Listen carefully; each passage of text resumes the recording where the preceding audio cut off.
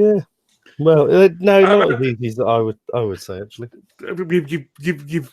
You've useless, Luke. You went to be all professional. We're now live, and you're in the middle of a conversation. God forbid we be in the middle of a conversation and talking. How bloody dare we? Yes, you're a disgrace. Two other people. How are we? Oh, you have two other people. Say hello in the chat, whoever you are. Indeed. I've just, speaking of a professional, I've just moved my camera, which I had which I'd manually focused. So God knows if that's in it looks all right. It looks all right. Harvey Bullock, that is. Today's project is Harvey Bullock. Today's project for moi is Stormtroopers, as many as I... And as I was saying to you, that is cheating because all you do is leave them white. You don't leave them white. You don't leave them white at all. What do you leave them then? Black? He's driving a train. Driving a train. Rain. Hey, driving a train. He's driving a train. What? Harvey Bollocks. What? Are you really driving a train, Rain? Yeah, please talk a little bit more about that because I want to know what you mean. Luckily, we'll be getting off from and go back to painting my Batman games. What train are you driving and where? I knew someone who tried to apply to be a train driver because it's quite a prestigious job.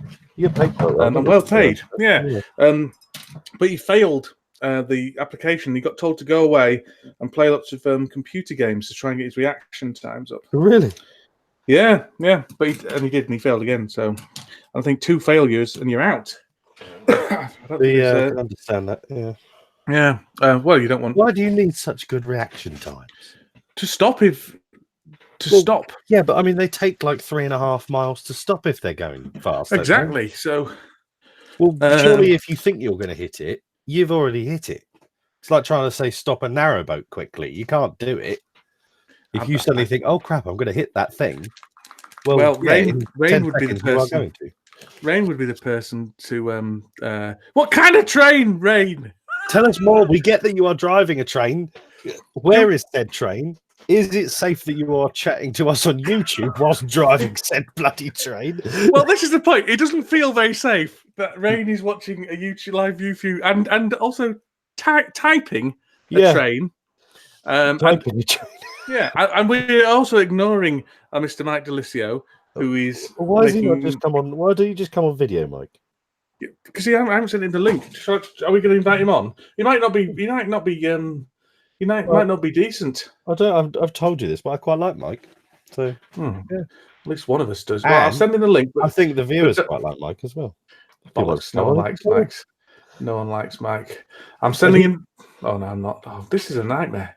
God, I haven't even started painting. We've got limited time today, Luke. Yeah, I know. We're not messing around. I've got to go to sleep tonight. I'm bloody painting. I don't know what you're talking about. Well, I'm trying to sort out. I'm just doing all the admin. It's a bloody nightmare. You're my bitch. It was much more professional last time.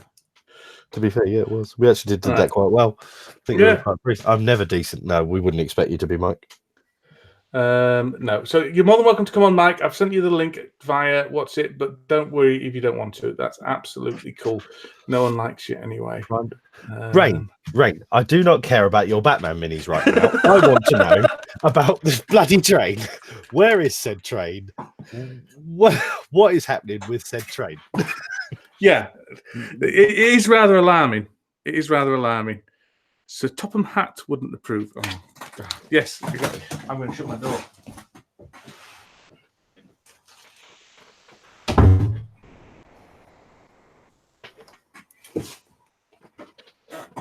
I'm assuming that Mr. Delisio is coming on because he's suddenly gone quiet. Okay, I can hear again now. I hope you weren't talking about me behind my back. I'm always talking about you behind your back. Should have heard what I said about Okay, him. so I'm going to try. I'm still not arranging. So are you on to Mr. Bullock because you're in Finland driving a train? Wow, that's all right then.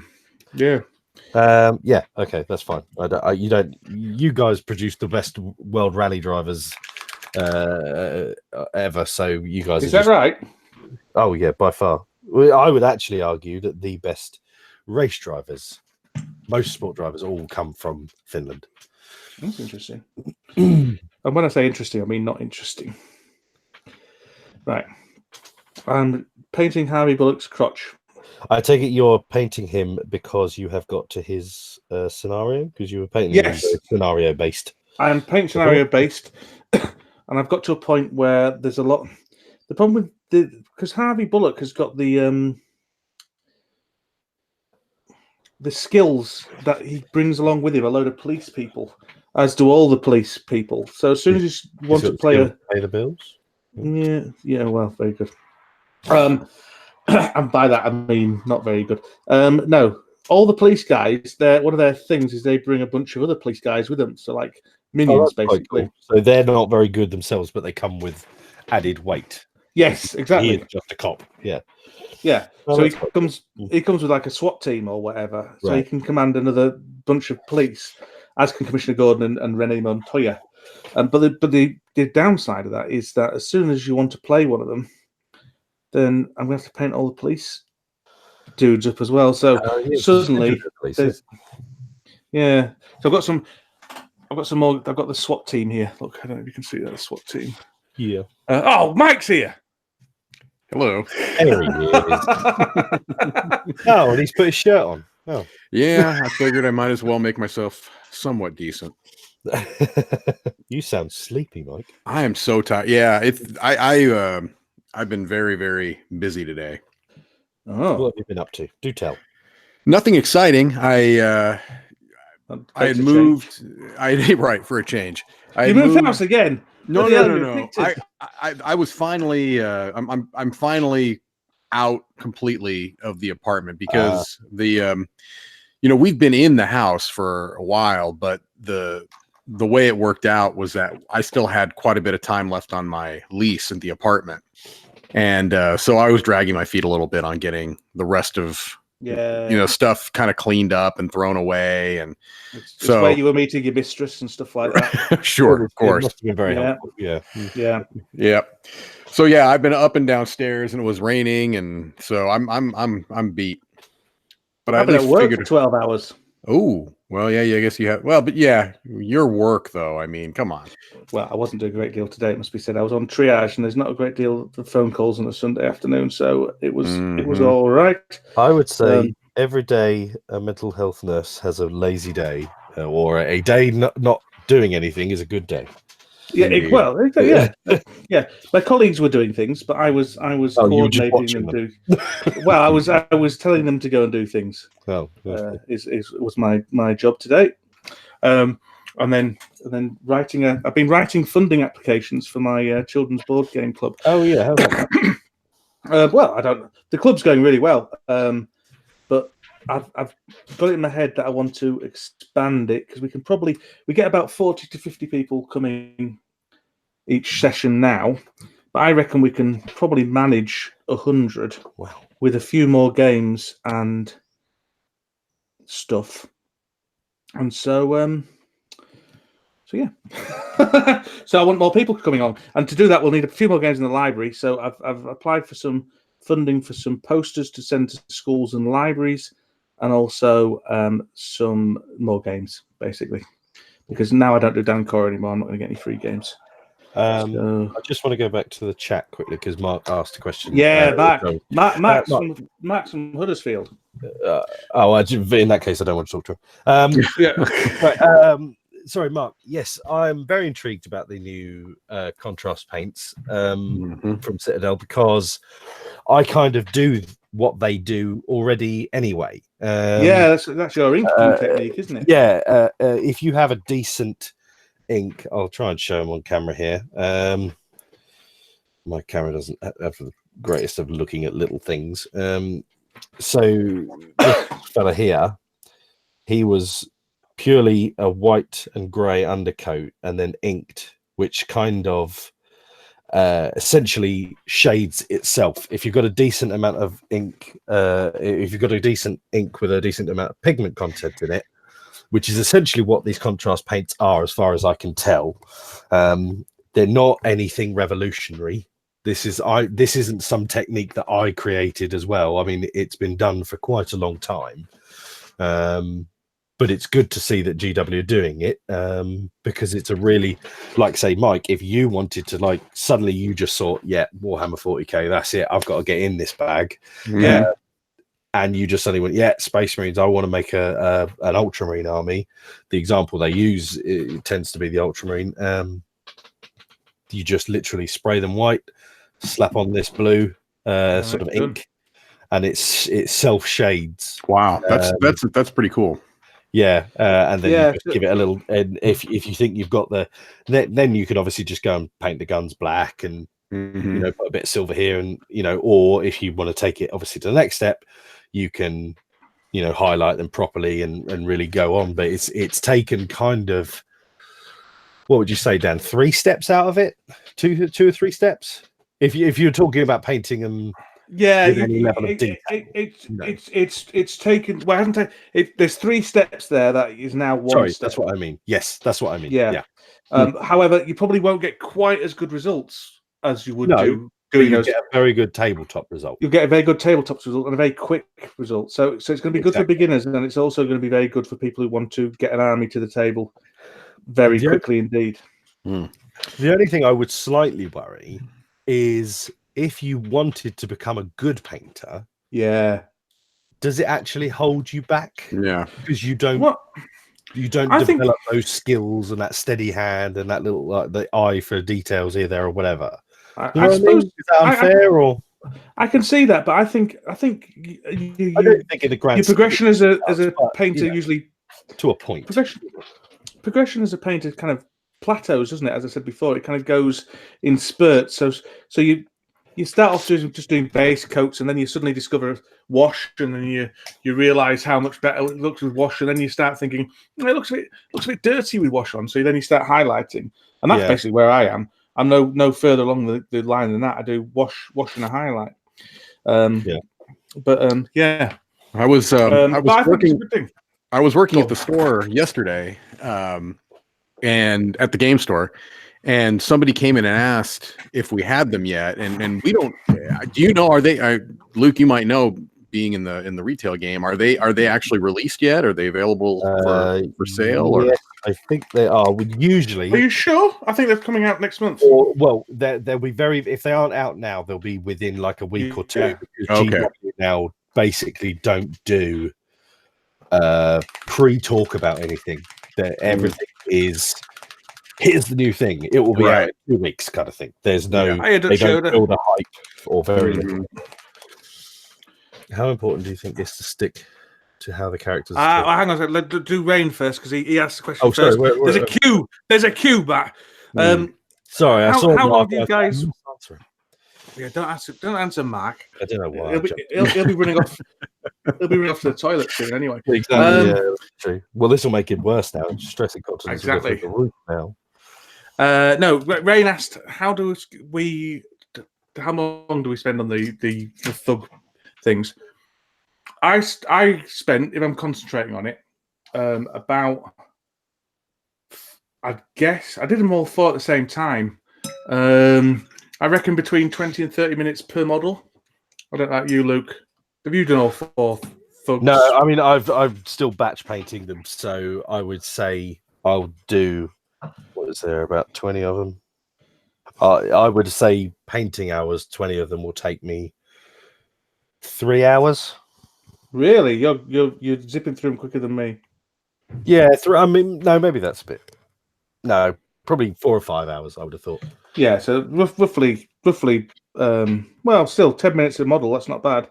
Obviously, batch painting is quicker. Yeah. Especially if you do it really badly, like Luke does. But batch painting is quicker, but it's low hanging fruit. Low hanging fruit. Yeah. You got. Looks like Marcus is going to be painting with you guys. Hey, well done, Marcus. What are you painting? Dan, how many times have you played Batman now? About 6. Wow. It's kind of died off now, because, as I say, you get to a point with the games like this where everyone who's interested in playing it for the first time has played it now with you. Right. And so you Yeah, except for you, but it's quite commute. So you kind of stuck with trying to find people who want to play it again, and that's a bit more difficult than finding people to play it for the first time. Ooh, that's not a good sign, though. I mean, you would think that people are going to want to play it again. You know what I mean? Yeah, I guess so. But to be fair, how many times would you say you've played it though, Dan? Because I would say quite. Oh, okay. Well, sorry. Well, not as many already. Sorry, I wasn't listening. He's not listening to you. I was waiting for Mike to talk, and then I was going to respond to that. I think ultimately I'm going to play it most with my son. I think that's where the plays are going to come in. I'm not worried about it. I'm just right. It's more just finding time for people to get together and play. You know, the gaming group I've got that which would naturally fit that is my D&D group, and if we can all get together, then we're going to probably be playing D&D. So, gotcha. So yeah. Sorry, Mike. It's not very exciting for you, this is it? Watching us. We never claimed it. We never claimed it being interesting. No, and I'm not trying to steal your thunder either. I'm not going to be here too terribly long. No, you don't. There is no thunder to steal.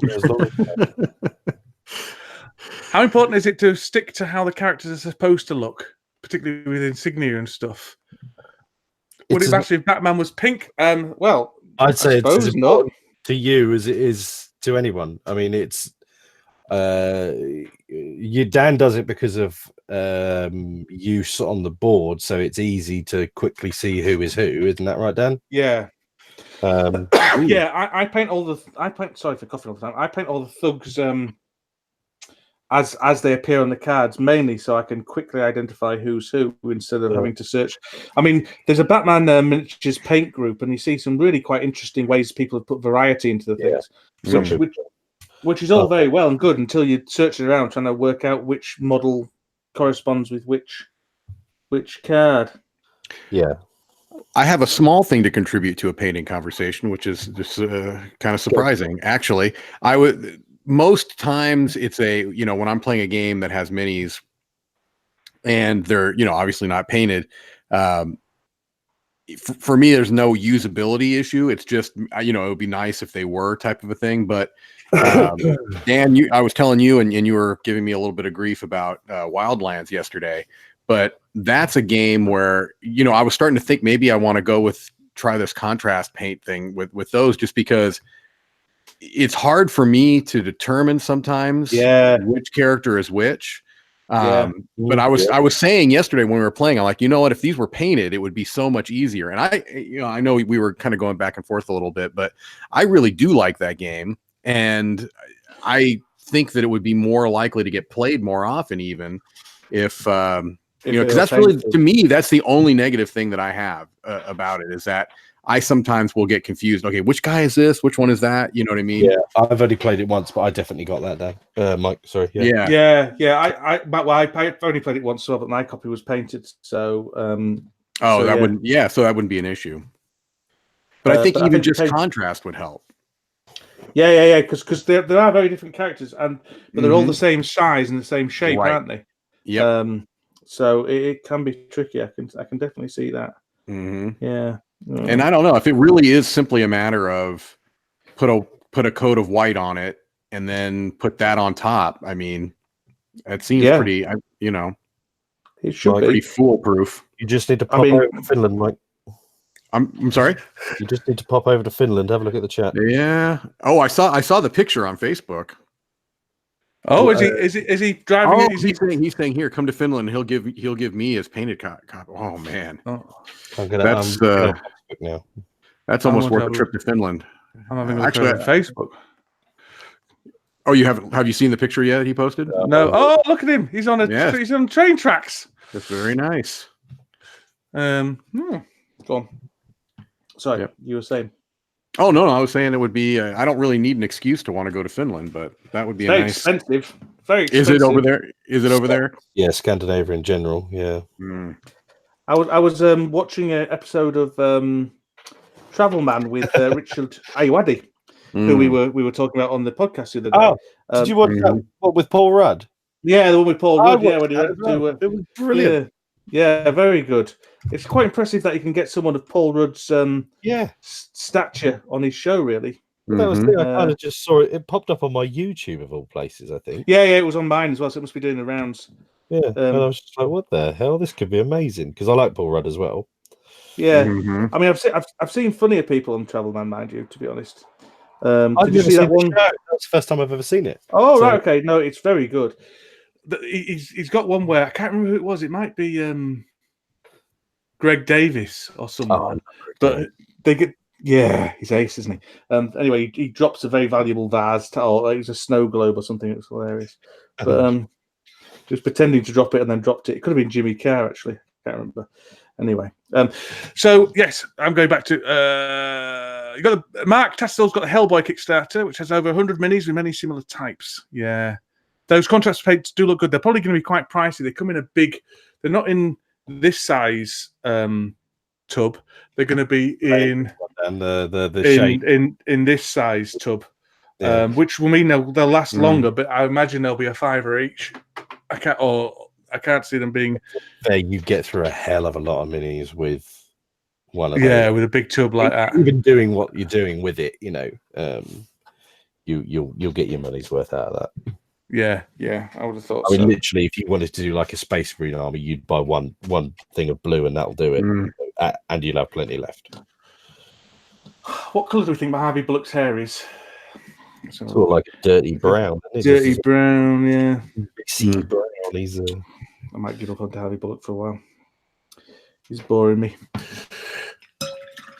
Oh, imagine. Not much to him. Well, the thing about these Batman miniatures, Mike, is there's only like 2, 3, 4 colours on each one. So, is that right? Yeah. That makes it handy. Yeah, it does make it very handy.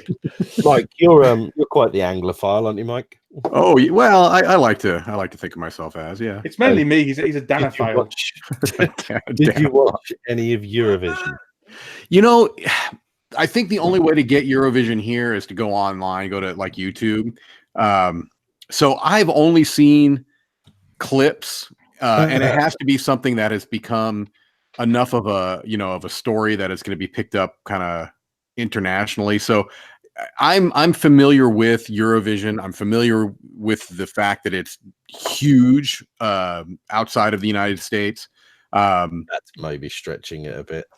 Well, I guess, I mean, isn't it like huge in the sense that everyone is at least aware of it? You know what I mean? Oh yeah. I mean, if you live in Europe, you know what Eurovision is. And, I think it depends on which country you're from as well. Miserable about it, like I am. I think some of the European countries take it a lot more seriously than others of the European countries. But it'd be interesting to see how Finland and Norway and all that kind of places and Sweden take it, because certainly in the UK it's treated as a camp joke. Yeah, right. Which is probably just as well, because we came last again. I'm reliably informed. Last night, did we? I didn't even look. Absolutely last. For it, I think it's I think it's great. I think it's great for what it is. As I say, we used to have a scoring system, and we used to score, to sit there and get drunk and have European snacks and score each country and stuff. It was enjoyable for that, but that was back a long time ago. My kids stayed up and watched it. They enjoyed it, although I think part of that was the fact they stayed up. Had something to do with it, but I went to bed because I'm lazy. Is it pretty much all pop music, or weird pop music? Okay. Yeah, it's often kind of mixed with pop. Yeah, and all mixed with kind of various ethnic then you get styles. Okay, just like a little flavor of that. Do they usually sing in English or in their native language? Well, they used to always sing in English, but I think there's rules now where you have to sing at least partially in your own language. Really? Because the English language ones obviously have an advantage because more people can speak that language, I think, in the voting. But they've ruined it a little bit because they've had judges now. They've put judges in instead of, it used to be like mainly. Well, actually, that's not true. It did used to have judges as well. What are you talking about? Yeah, well, I mean, but it's put to public vote a lot of the time, isn't it? Well, no. Yes, it was. I promise you. And then they turned it back to judges. Yeah. Like you I could vote see. for. Oh, okay, right. Okay. You could vote for who you think we should vote for, and then the national vote gets taken into account, and then a kind of independent vote gets taken into account. And it's it's very much along ethnic prejudices. This Eurovision discussion has made the chat just blow up. Has it exploded? It has. Racism. It's racism, the competition. Yeah. That's why we always come last, because everyone hates us, quite Exactly. rightfully so. The UK has not recently made ourselves very welcome in the European countries, I wouldn't have thought. And then, Let's have a look. sorry, Australia. Eurovision. Yeah, Australia's in it, which is disgraceful. I was at the Expo, Mark, and I'm looking forward to just playing games and just having a laugh. You're not going to the Expo, are you, Dan? No. Rain says they don't usually make it to the finals, last in the semis again this year. Well, the UK would consistently not be in the finals. However, we pay for like a third of it. So we are automatically given a bye, as is Germany and France, I think. So it doesn't matter how bad our song is, we get in the finals, because money talks, baby. Money talks. I'm not going to the UK games. No, although I am a little bit jealous now of people who are, but I know if I turned up, I'd be absolutely miserable. So it's like the Dice Tower. It's like the Dice Tower Con. I hear people talking about the Dice Tower Con now. It's like, oh, maybe I should go. It's like, well, I can't go because I can't afford it, but I still would be miserable if I went. So I just need to remember my misery every time I go to a con. Yeah. It's the practical things. I mean, the travel, the difficulty in sleeping, and all that kind of stuff. Yeah, and the money as well. I mean, yeah, well, sure. It costs so much. Even go to the expo, it costs a lot of money, because you got to find somewhere to sleep, and or either that or you're driving home every time. Yeah, like I do. Or you volunteer, but then you have to run the risk of sharing a room with people like you. Well, no, luckily, a friend of mine is coming this year, so we're sharing rooms together. Problem with volunteering is you have to do work for it. That's the problem. Yeah, I enjoyed volunteering at Aircon. You miserable old beggar. Yeah, I enjoyed volunteering at Aircon but they wanted too much time from me. That's Mark. That's Mark. You missed it. Yeah. That's because you missed out on my expert board game library manning skills because you demanded too much time. That's what you get, Mark.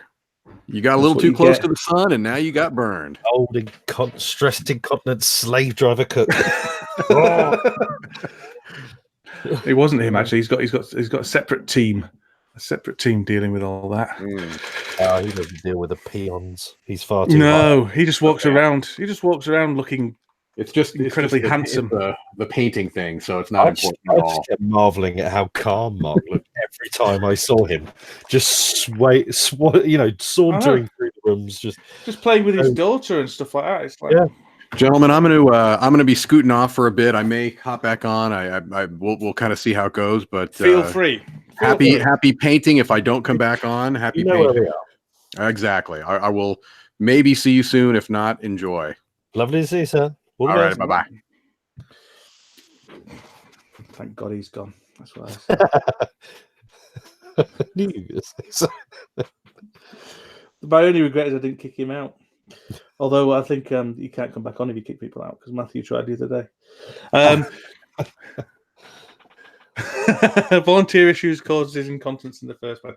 I'm glad you're rolling with this, Mike, because I think it's actually we just found the truth inadvertently. Yeah, that's it. Stumbled across the truth like Fox Mulder.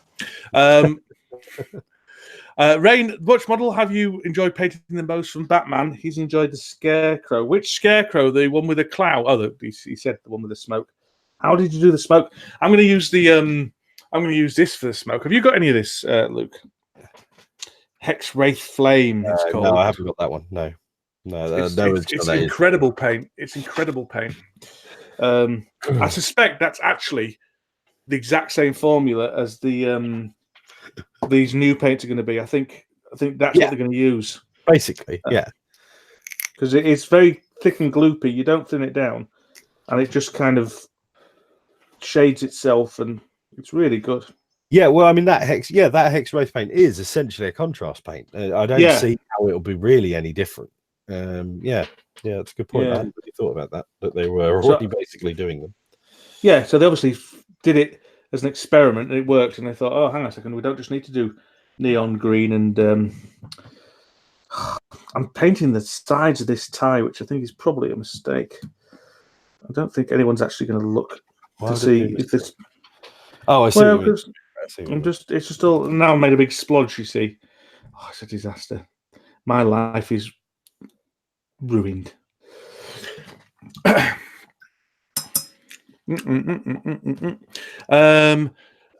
I don't know what my favorite has been. I quite enjoy painting Batman just because he is Batman.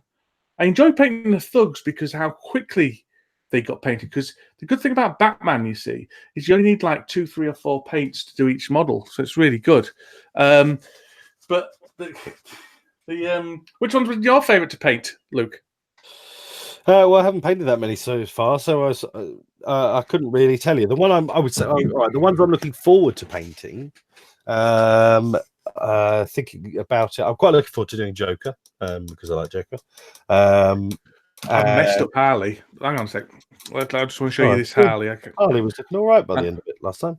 What's wrong with that? No, I'm not happy. I'm not happy with her face. I don't know if you can see her face very well. Yeah, I do see. It just looks like I've fallen over with a paintbrush in my hand and splodged it on her face. I think I'm actually going to have to do some eyes, which I don't like doing. The issue is that she's got a white face. It just looks like it's unpainted. Anyway, go on. So you were saying which ones do you? I'm looking forward to painting the Dark Knight Batman.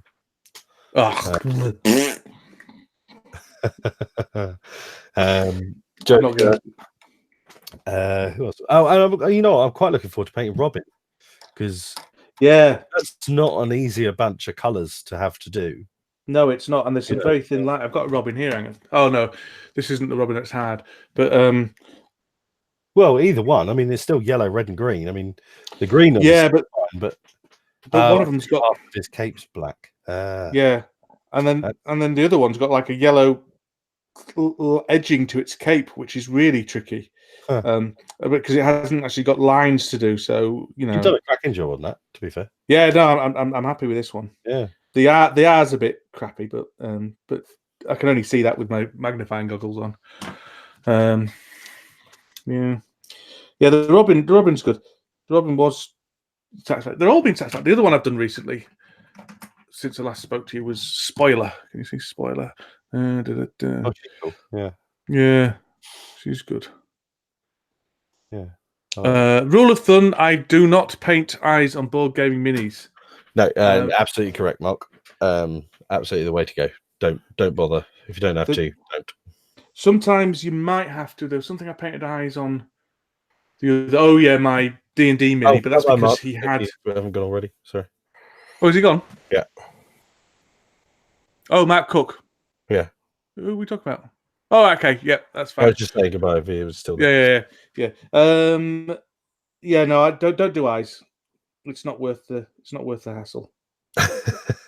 Rain purposefully used 6 different colours just as a middle finger to your I like you, Rain. I like you.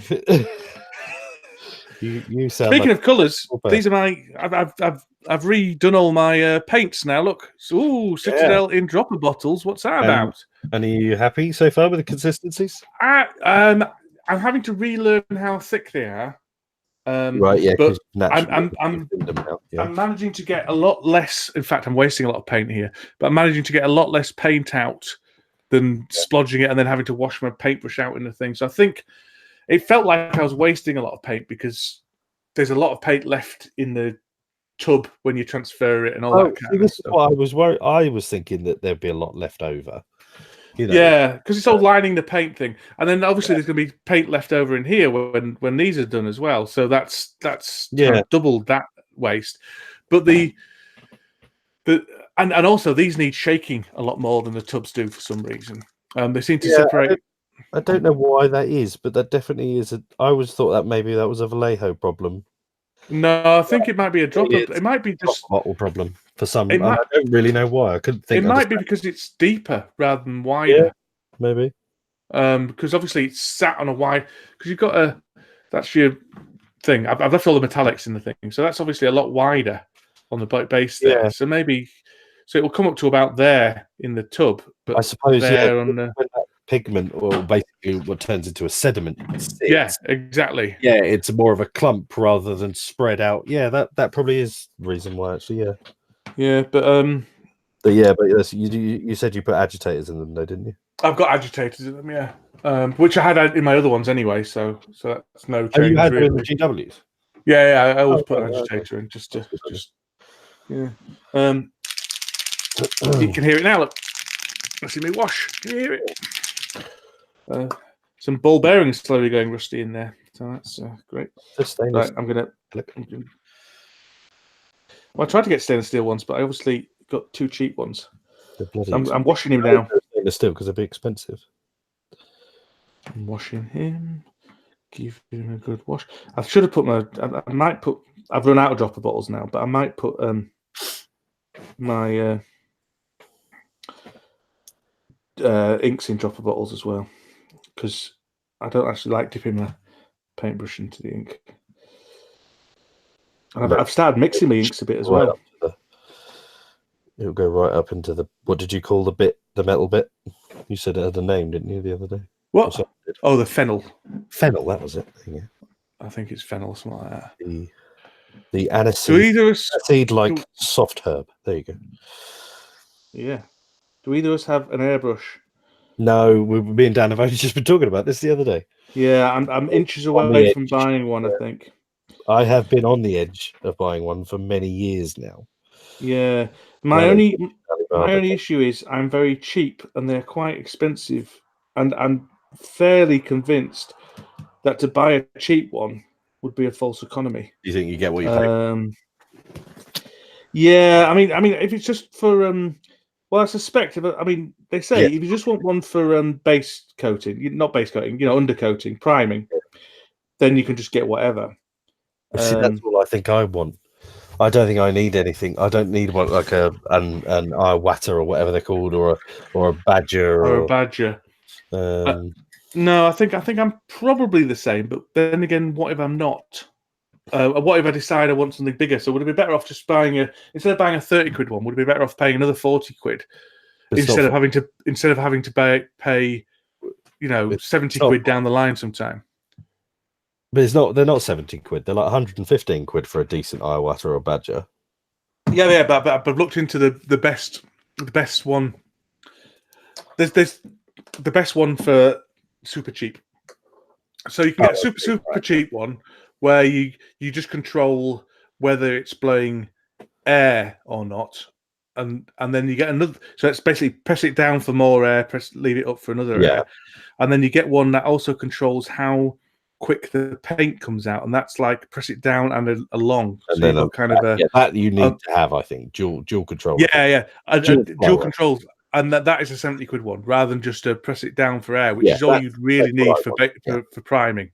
So the cheapest. I see your point. Yeah. The cheapest dual control one I could find was 70, whereas the cheapest just press it down for air is like 20 from China. Whereas an Iwata or a badger that's dual control will cost you 30 or 40 quid more. Which I probably would. I'd probably just pay 30 or 40 quid more. Yeah. So I don't know. I probably won't end up getting one anyway because I'm a little bit scared of it, and I suspect I wouldn't use it as much as I initially thought I would. I'm not going to get one for a little while yet, but I will be getting. I know I will eventually, and I know I know I'm going to be constantly going. Why the hell didn't I get this? Well, it's just for priming, isn't it? But it'd be nice to prime in different colours. That's the thing. These swap figures are going to be really annoying. I can see it now. Yeah, they are. There's loads on them.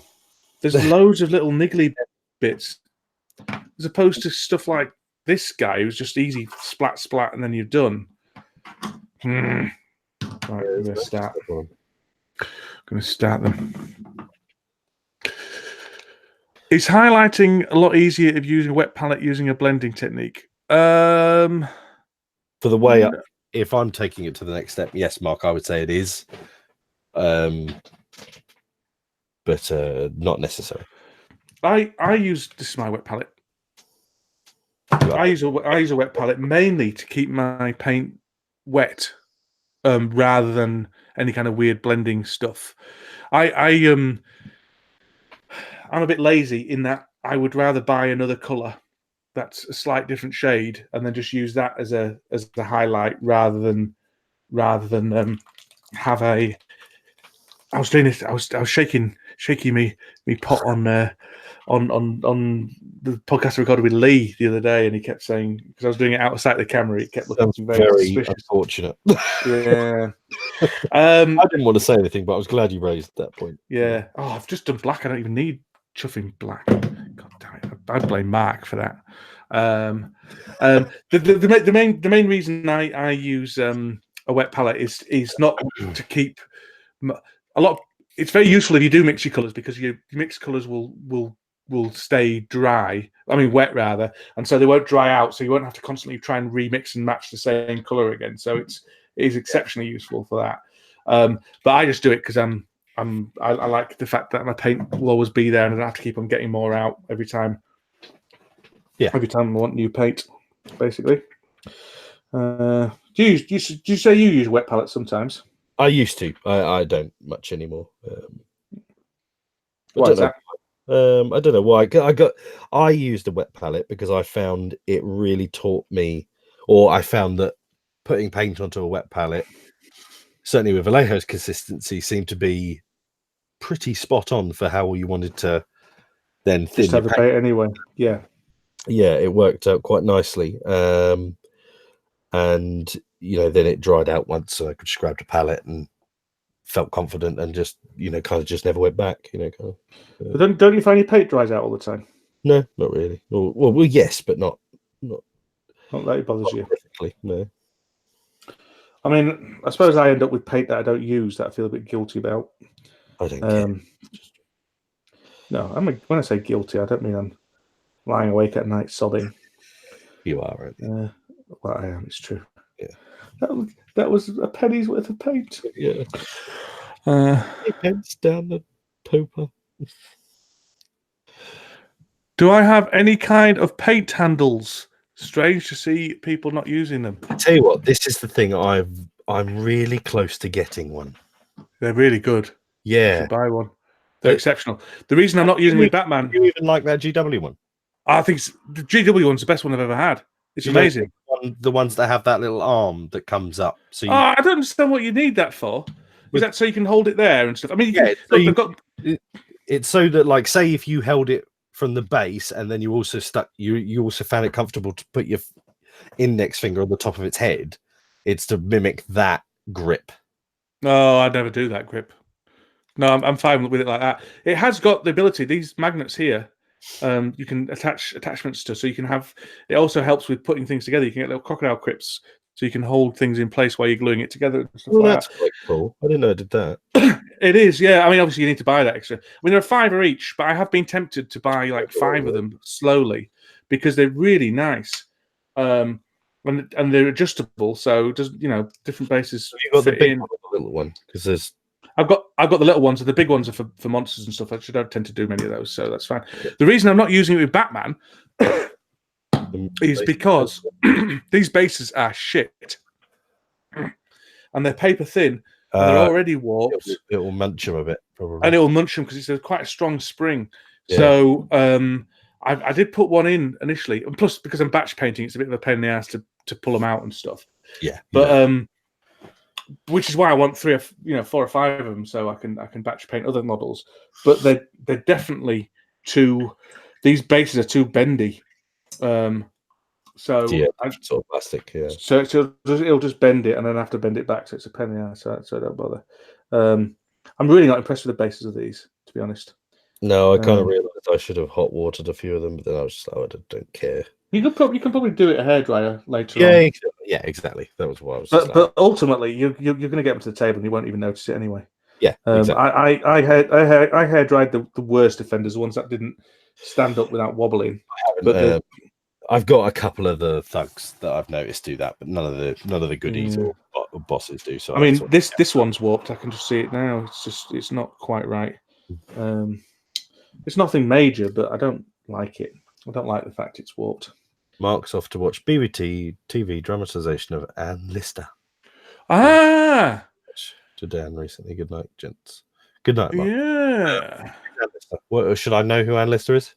No, probably not. But the BBC have been going on about her a lot recently. She's a woman who lived in Halifax, and she's kind of one of the first ever documented lesbians, and possibly even first documented transgender person. She regarded herself as being sexless or being between sexes, kind of thing. sorry? So what? Like not asexual, as in she was attracted to women, but she may, if she had been born in today's society, she may have identified as a man. Possibly, who knows? She certainly right. Okay, yeah.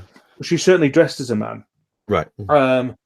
And she inherited from her uncle a very large estate in Halifax, and as far as I'm aware, was very kind of politically active and relatively well respected, and a trailblazer for various things. But I'm not exactly sure what. I'm sure the drama will show you. But it sounds very interesting. I've never heard of her before, but then suddenly she's been all over the place, and she obviously used to live in Halifax, which is very close to me. So while not quite Huddersfield, it sounds interesting. But she was on Woman's Hour the other day. Well, she wasn't because she's dead. But people were talking about her on Woman's Hour the other day. So there you go. That's excited. Marcus bought one of the GW ones the other day. How did it go for you, Marcus? The handles. Yeah. I hope you didn't buy it for Batman. I'd put you off. Painting now. Is he painting? I thought that's what he said he was going to do, didn't Yeah, he? he was going to do some painting. What are you painting Batman as well, Marcus? What model are you painting? Have you got a webcam? I was going to say, why didn't you dial in? Yeah, well, I can't. I have to send him the link. Viking-like presence before. Indeed, I will send him. We're risking. I'm going to find him now. I'm pretty sure I blocked him on Facebook because he's boring. Yeah, he just keeps talking about Vikings all the time. I am a Viking. I'm a berserker. That's what he keeps saying. They're obsessed with it. Exactly. Look at us. Horny helmets. We take over everywhere we go, and we found America first. And horny helmets. We're gonna invade Lindisfarne. That's all they're on about. Come on then, Marcus. Come on the stream. Come on over. Yeah, I've already sent him. I've sent him a link. I know you have. I'm just saying it. Okay. I've one of the one finger on the top of the head though. I'm one of the finger on the top of the head though. So he likes to hold it. He wants that armature thing that we were talking about. Basically, is what he's saying. He likes fingering them. Is what he says. Basically, he doesn't hold them in his meat claw like you do. He has some sort of dexterity. Yeah, in a meaty paw. You ham-fisted oaf. That is true. That's my wife's pet name for me, actually. Ham-fisted oaf. Yeah. If the shoe fits. Yeah, there you go. Your wife plays D&D with you, is that right? No. Oh, I thought no. She plays some occasional board games with me. Oh, okay. She probably would enjoy D&D. I'm guessing. I don't know. She's very. I thought I heard you say she used to be, or at least used to be, part of the group. Right? No, never. No, Cora very much enjoys watching us play D&D, and she tries to keep very quiet in the background. And then someone makes a joke, and she's giggling. She really enjoys watching. So I really should play some role-playing games with her. We played role-playing games at the UK Games Expo. Oh, did you? It looked like something. Yeah, well, I didn't. She did. She and Evan did, and they absolutely loved it. I watched some of the people running those, and they looked like absolute heroes. They were incredible. Yeah. I mean, all the volunteers at the expo are pretty bloody amazing people. I don't think so. Yeah, I mean, everyone I've come across. No, I think they were rubbish. I think they're rubbish. It's the people in the board game library aircon that I always have. Yeah, well, not this year. Not this last year. This year they were really good. Actually, stepped up the game. Marcus is here. The Viking has arrived. Can you hear me? Aircon. Yeah, This year they were really Turn good. your YouTube off. It's a nightmare. Can you hear me? I don't want to hear my god awful. Sorry about that. It's a nightmare, isn't it? It happens to me every single time we're going live. It's like, oh no. How are we, Marcus? You're right. Hi. I'm just using the internal microphone. Is that fine? No, it's fine. It's Fine. interesting because we can't hear ourselves echoed back, so Google must do something Yeah. to take that out. Yeah, true. Well, Which is impressive. all part of their taking over the world plan. Yeah. So what are you painting, Marcus? Let's have a look. I'm painting the thugs with shotguns. I'm not sure you can see it. How The thing over the face, yeah. are you going to do the head? I'm not sure. I like because you did it like they have like the stockings on their heads, right? Yeah. I'm not advanced enough for that, so I think it's going to be hair for me. It was very easy to do the stockings. It was just a slightly different color, but I will take the implication that I'm some kind of advanced level painter. Oh yes, you are. See, I was, me at least. annoyingly, I was about to say how well you did those down. Over the facing, and yet again, just as I'm about to give you a compliment, you do should something always- that makes me go, "No, sod that. I'm not going to give it." you should always know never to give me a compliment. Because I know. Well, to be fair, luckily, you usually remind me just before I'm about to. It does compliment himself a lot, so that's That's often the reminder that he gives me. Yeah, Is his self-flagellation. Yeah. Yeah. I've got this thing going at work where I keep because these little shticks amuse me, you know what I mean? These things, and I got this thing going at work for a while where I just kept making jokes about how lazy I was, and then I suddenly realised, hang on, this is probably not the right kind of impression to give. You know, you joke about it, and then people start taking it on board. So I switched back to being the best nurse and better than all them. Backbone of the NHS. Rain on the chat. Yes, I do plan to do something in the Kickstarter. At least I will be getting the Wayne Manor and Arkham Asylum expansions. The one that they sort of teased with the Batmans from all over the world, I could care less about. No, That's for a Batman fan, and I'm not a diehard Batman fan. You know. No, and it's very modern Batman as well. Probably Batman when it started going off the boil. Yeah. I'm probably going to get Wayne Manor. I'm not going to get the Asylum, but I'm going to get. I like the League of Assassins that they've been teasing as well. So I'm going to get that. What have they teased so far for that? Then I haven't seen. Well, they've teased all the models. They've basically teased the entire set.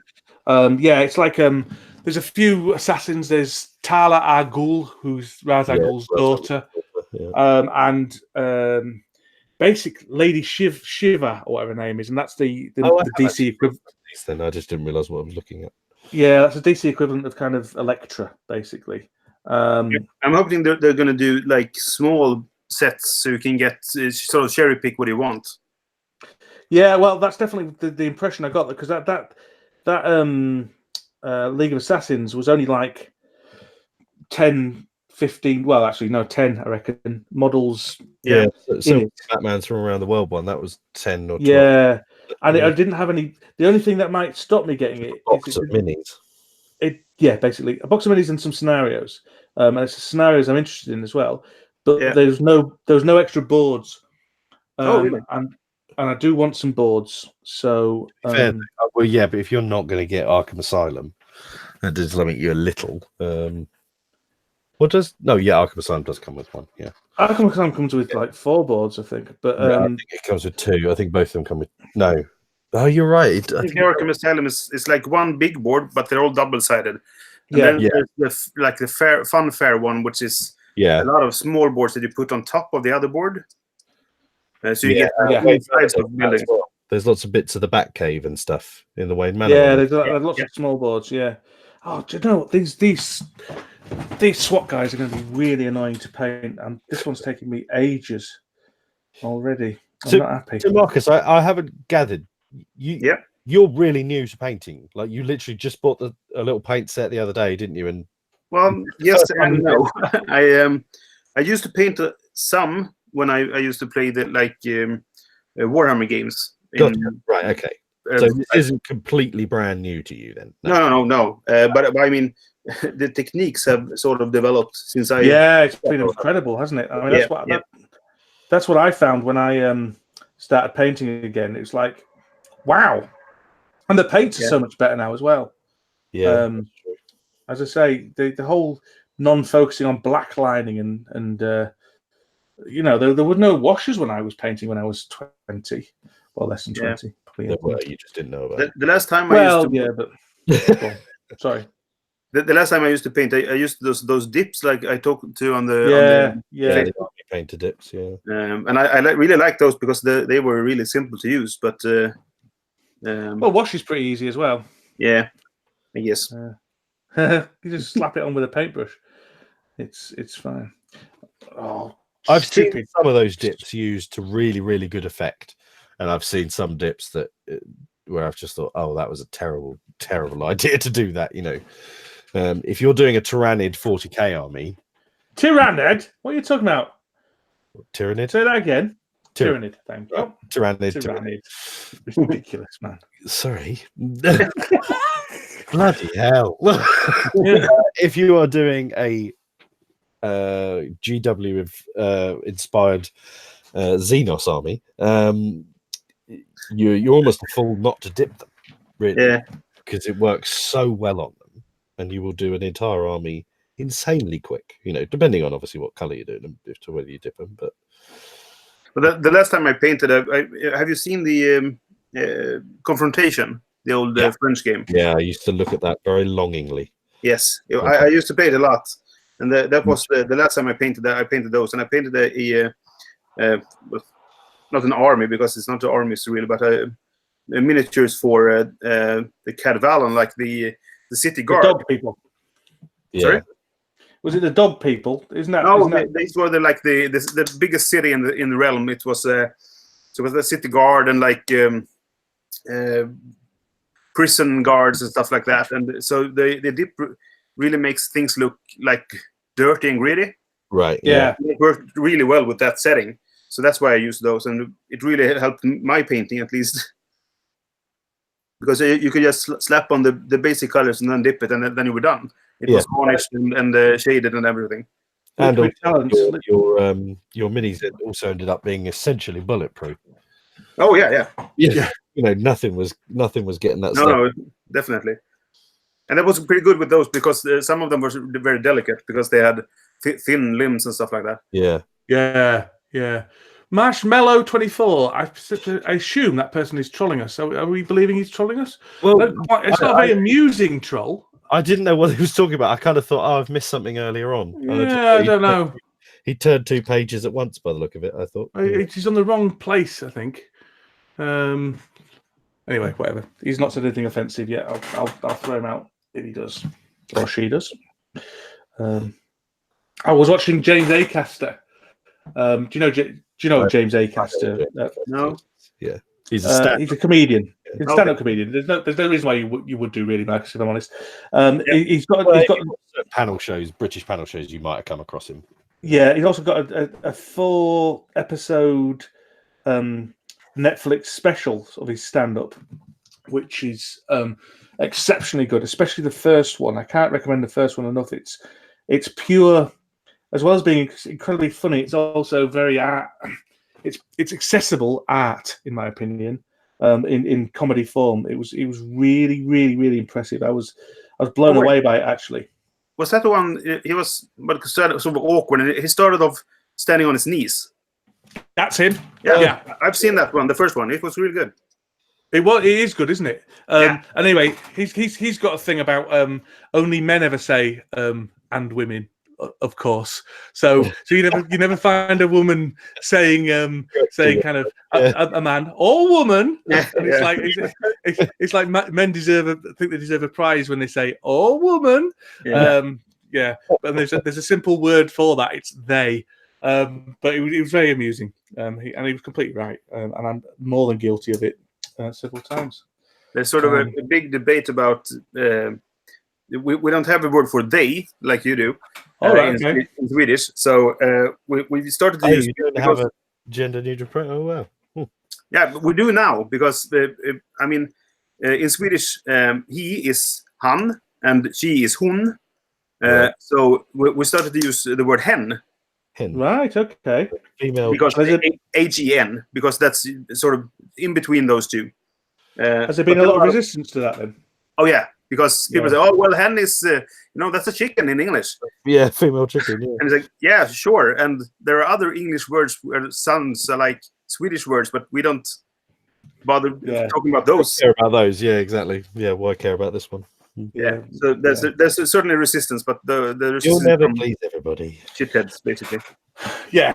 Yeah. Well, dickheads. The dickheads the world over, unfortunately. Yeah. What can you do? I just learned about soft dickheads on both sides of it. That's often the half of the problem. That is also true. I just learned about soft blocking on Twitter recently, and it's changed my life. Soft blocking. Have you heard of soft blocking? No. Yeah. It's when if you're finding someone a bit objectionable, but you don't want the drama of blocking them. Yeah. And you're friends with them. Instead of just unfriending them, if you block them and then unblock them instantly afterwards, it forces them to unfriend you, and you unfriend them, and so you kind of drift away. Not actually, and the idea is the other person doesn't quite realize, that you've done it basically. Because as I've said before, especially on Twitter, people sometimes post things like. Sorry, I haven't been around recently. I've had a lot of family problems or something like that, and everyone, in reality, no one knows they weren't there because as soon as you turn it off, everyone forgets you exist on that platform. Yeah. So I like that. So I've been. It's a sort of non-confrontational blocking. A passive aggressive blocking. Yeah. Yeah. So I'm all about the passive aggressiveness, apart from against Luke because he's a twat. So there you go. So my mother tells me. Yeah. Your middle name, isn't it? No, it's Adam. Is it? Mine's George, which always used to be embarrassing, but now it's like the most popular. My first name was supposed to be Adam, but my aunt Jean, who was very much like a grandmother to me, when my mother and father told her that my name was going to be Adam, she was like, you can't name him Adam because then everybody will think it's after that ghastly Adam the ant. And that's why my middle name is Adam. And now we think you named after Mr. Skywalker. And yes, and then obviously I spent my entire life with many Luke Goss to be my father. Yeah. Well, I always used to know when Karate Kid had been on TV because everyone used to come to school and say, Danielson. Oh, yeah. But have you got a middle name, Marcus? Yeah, my middle name is actually Marcus. My first name is Johan. So I actually go by my middle name. And what's your mother's maiden name? And what's your social security number? What's your first pet? Where did you go to school? Then I didn't get that you were trying to steal his identity. Yeah, baby. Well, Marcus has stolen my identity. The advantage is, you see. Yeah, sorry? the advantage is because me and Marcus look so similar, I won't need to change it to the photo ID. Yeah, that's true. It's all because we're both incredibly handsome men. Chat, Rain. I haven't played it enough. I know that I am equally crap at being a hero or a villain in Batman. So, to your question there, Dan, would you prefer to play the heroes or the villains? I think I probably prefer to play the heroes, although I end up because it's my game. I end up playing the villains more often. I think there's more challenge in the game to play the. You just suddenly went really loud. Oh, sorry, I apologise. Right. There's more challenge in the game to play the heroes because the resource management is tighter. In the villains, it doesn't feel quite as tight with the resource management, I would argue. Or it could just be because I've been playing against incompetent heroes. That's the other possibility. Well, it certainly was one occasion. Yep. It certainly was. Certainly was. So, have you played it yet, Marcus? I played it once. I played the heroes and I failed miserably. Which scenario? I can't remember the name. It was against Scarecrow. Oh, right, I can't play that one. Acme Chemicals. No, we choose one because there were going to be 3 of us, and then one of them dropped out in the last second. So we thought we'd play one with just 1 or 2 heroes. So we flipped around a bit and then we found one which had Nightwing and Batman. So that sounded fun to me. So yeah. I suspect that the ones with the fewer heroes, fewer heroes they are, the harder it is. I suspect. Yeah, and this scenario. Yeah, go ahead. Go on. I just said there's less margin for error with fewer heroes. I would imagine. Yeah, and this actually had a bit when you had to get some information, and then you had to be at 2 places at the same time, or basically in the same round, to unlock something. Otherwise, it just reset. So that made it really hard. Yeah, there's lots of that going around. I think that's basically their main gimmick, isn't it? Go over here before and unlock this quickly type thing. But I mean, it's difficult to. I'm sure it is difficult to think of original ways of doing the same. And I think you're right about the resource management, because if you don't rest, you only get 2 cubes back, and that's not nothing. You can't do anything with that.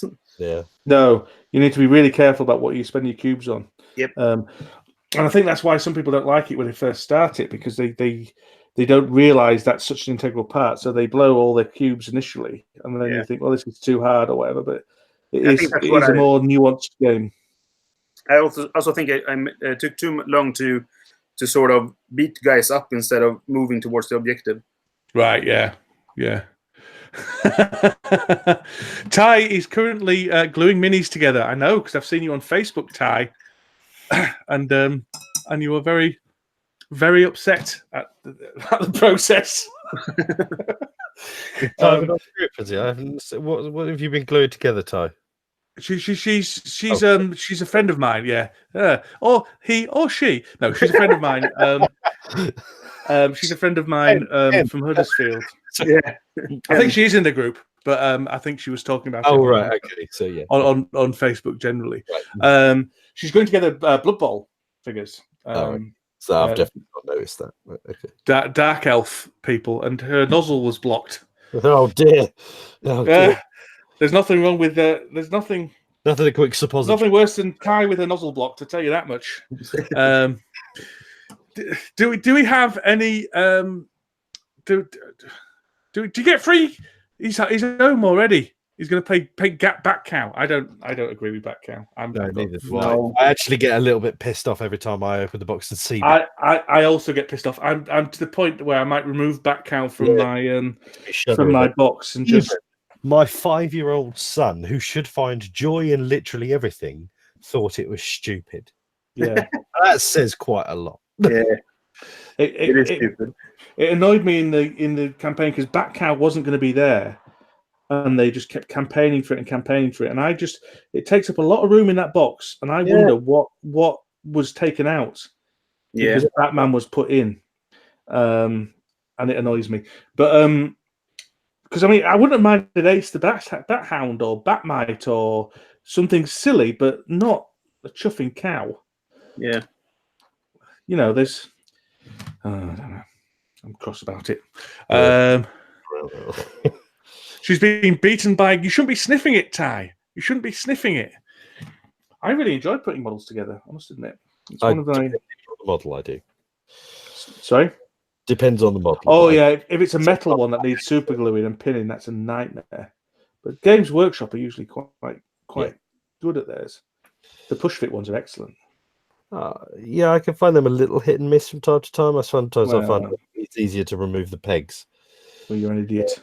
Glue them. You're obviously an idiot who can't work out how to put a square peg into a square hole. They're round, but okay. Well, not all of them are round. Yeah, that's actually a very good point, actually. See, that's probably why you're going wrong. Shut up. Yeah. Have you got a favourite colour? I do have a favourite colour. I have a colour I keep returning to. I wouldn't call it my favourite colour. It's this one, which is corn red.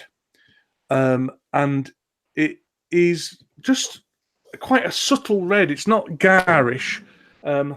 and I really like it. So if I ever need to paint anything red, that doesn't need to be super red, then I always go for corn red. There you go. That's my favourite colour. Do you have a colour you return to, Luke? Do I have a favourite colour I love to use? I'm not asking Marcus. I don't know. I've always liked. Can't think what the shade is in Vallejo, but what it would be was the old Goblin Green. I used to used to go on nicely when I was doing Orcs and Goblins. It was just it had a real nice flow to it. No, more. That's Gretchen Green. More kind of just like a dirty grass green kind of. This one. Wrong, but more green. That looks quite blue. For God's sake. I used to have two favorites when I used to do a lot of GW paints. I like the electric blue. I think it was called. And the royal purple or something like that, imperial purple or something. Do you mean warlock purple? No, this was before that, I think. Oh, okay, right. Yeah, they changed all the names, didn't they, when they copyright it? Yeah. So you've been playing any games recently, Marcus? Other than Batman? No, I played Victorian Masterminds. Have you played it?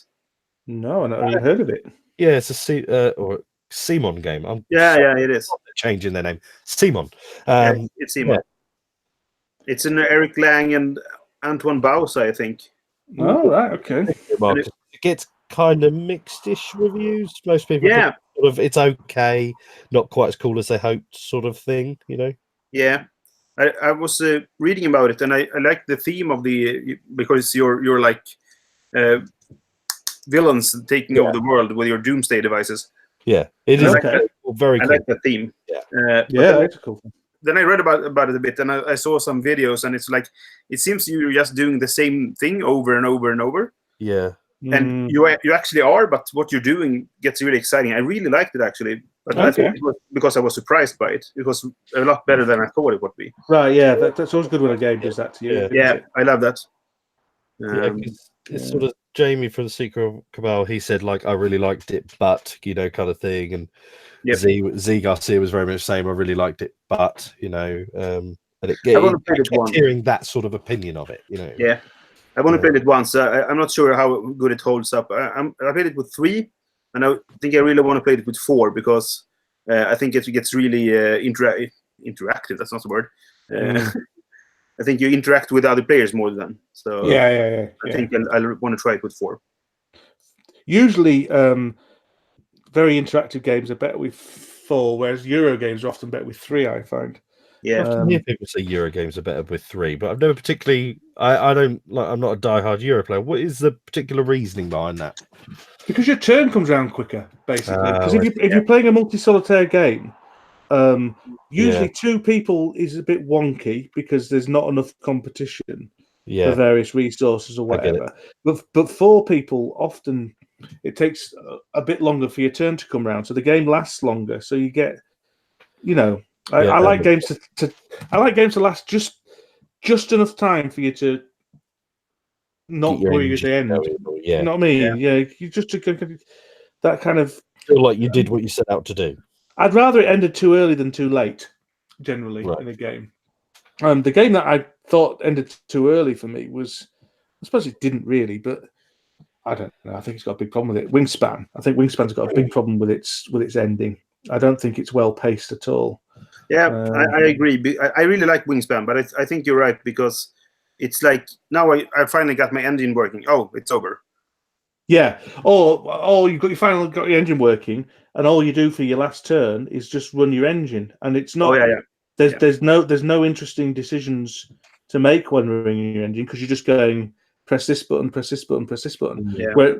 Whereas all my opponents were still making their engine, but frustrated because I was scoring tons and tons of points, and they weren't. So either way, it felt like the actual building of the engine was fun, but the actual running of it wasn't an enjoyable experience. Yeah, I can see that.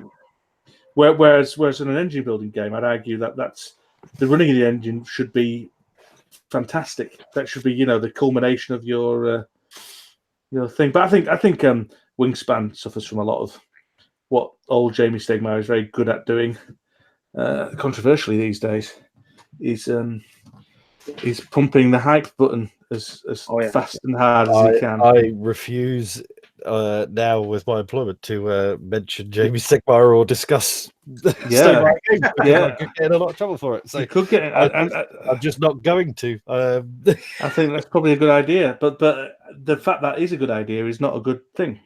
No, in my view. Shame. So whatever. But as for Wingspan, I've only played one game and I found it very enjoyable. I found it a very very much like playing Tokaido, kind of just chill, really just nice. I enjoyed that. It's like, oh, you beat me by 34 points. Good for you. Well done. Kind of, just nice. Yeah. You wouldn't have been saying that if I was been playing against you, because I'd have been throwing eggs at your face in jubilation. If Aircon's anything to go by, you saying or me saying you beat me wouldn't be something very happened, because I think I beat you at just about everything except Flamroach. I can't remember that at all. I think I remember destroying you at Blue Lagoon, all of you. You got some destroying you at Castell.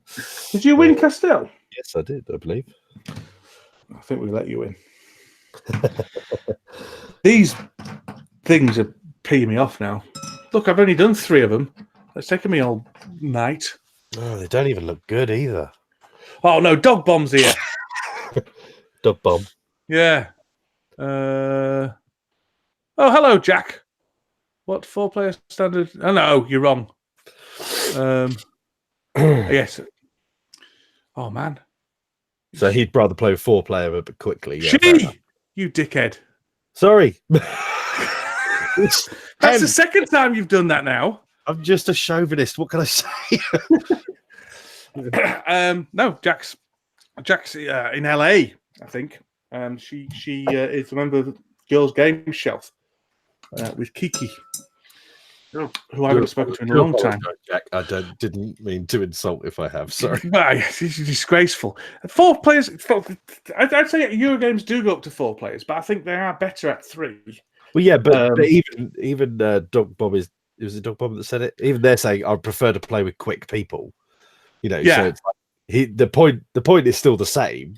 You're saying you want to play with 3 people because it's a bit quicker, and Dog Bob's saying you'd rather play with 4 people but play very quick.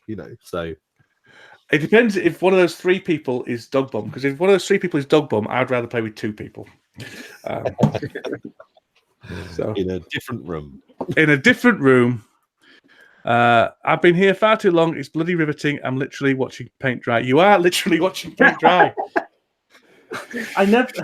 That should be our tagline, shouldn't it? Paint dry with Luke and Dan, or Dan and Luke. Yeah. That is. That's what we shall rename it. Watch Dan and Luke's paint dry. Oh yeah. Yeah. Yes. So Jack doesn't want to play with slow players, but she could get in trouble for playing. You won't get in trouble over here for that, because that is very much my attitude. What's your attitude to AP, Marcus? Sorry? What's your attitude towards AP? I've been on record as saying I think AP is not purposefully, but it's still a selfish action. It's valuing your time and your enjoyment of a game over other people's enjoyment of a game. Yeah, I'm not really prone to AP. I'm sort of a going by my gut kind of player.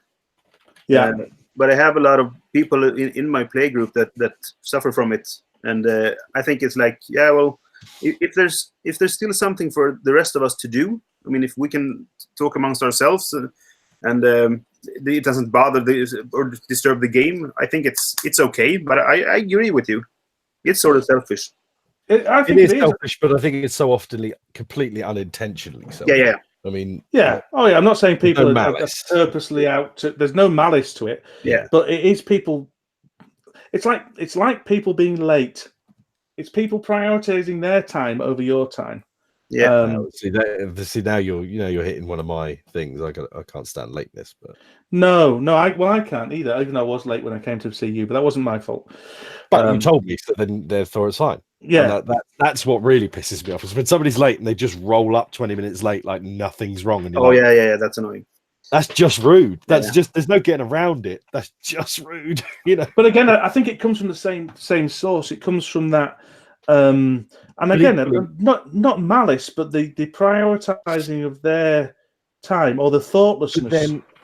But then in that same sense, if somebody's got AP, but they're sitting there going, "I know I'm taking a long time. I'm really sorry. I know I'm taking a long time."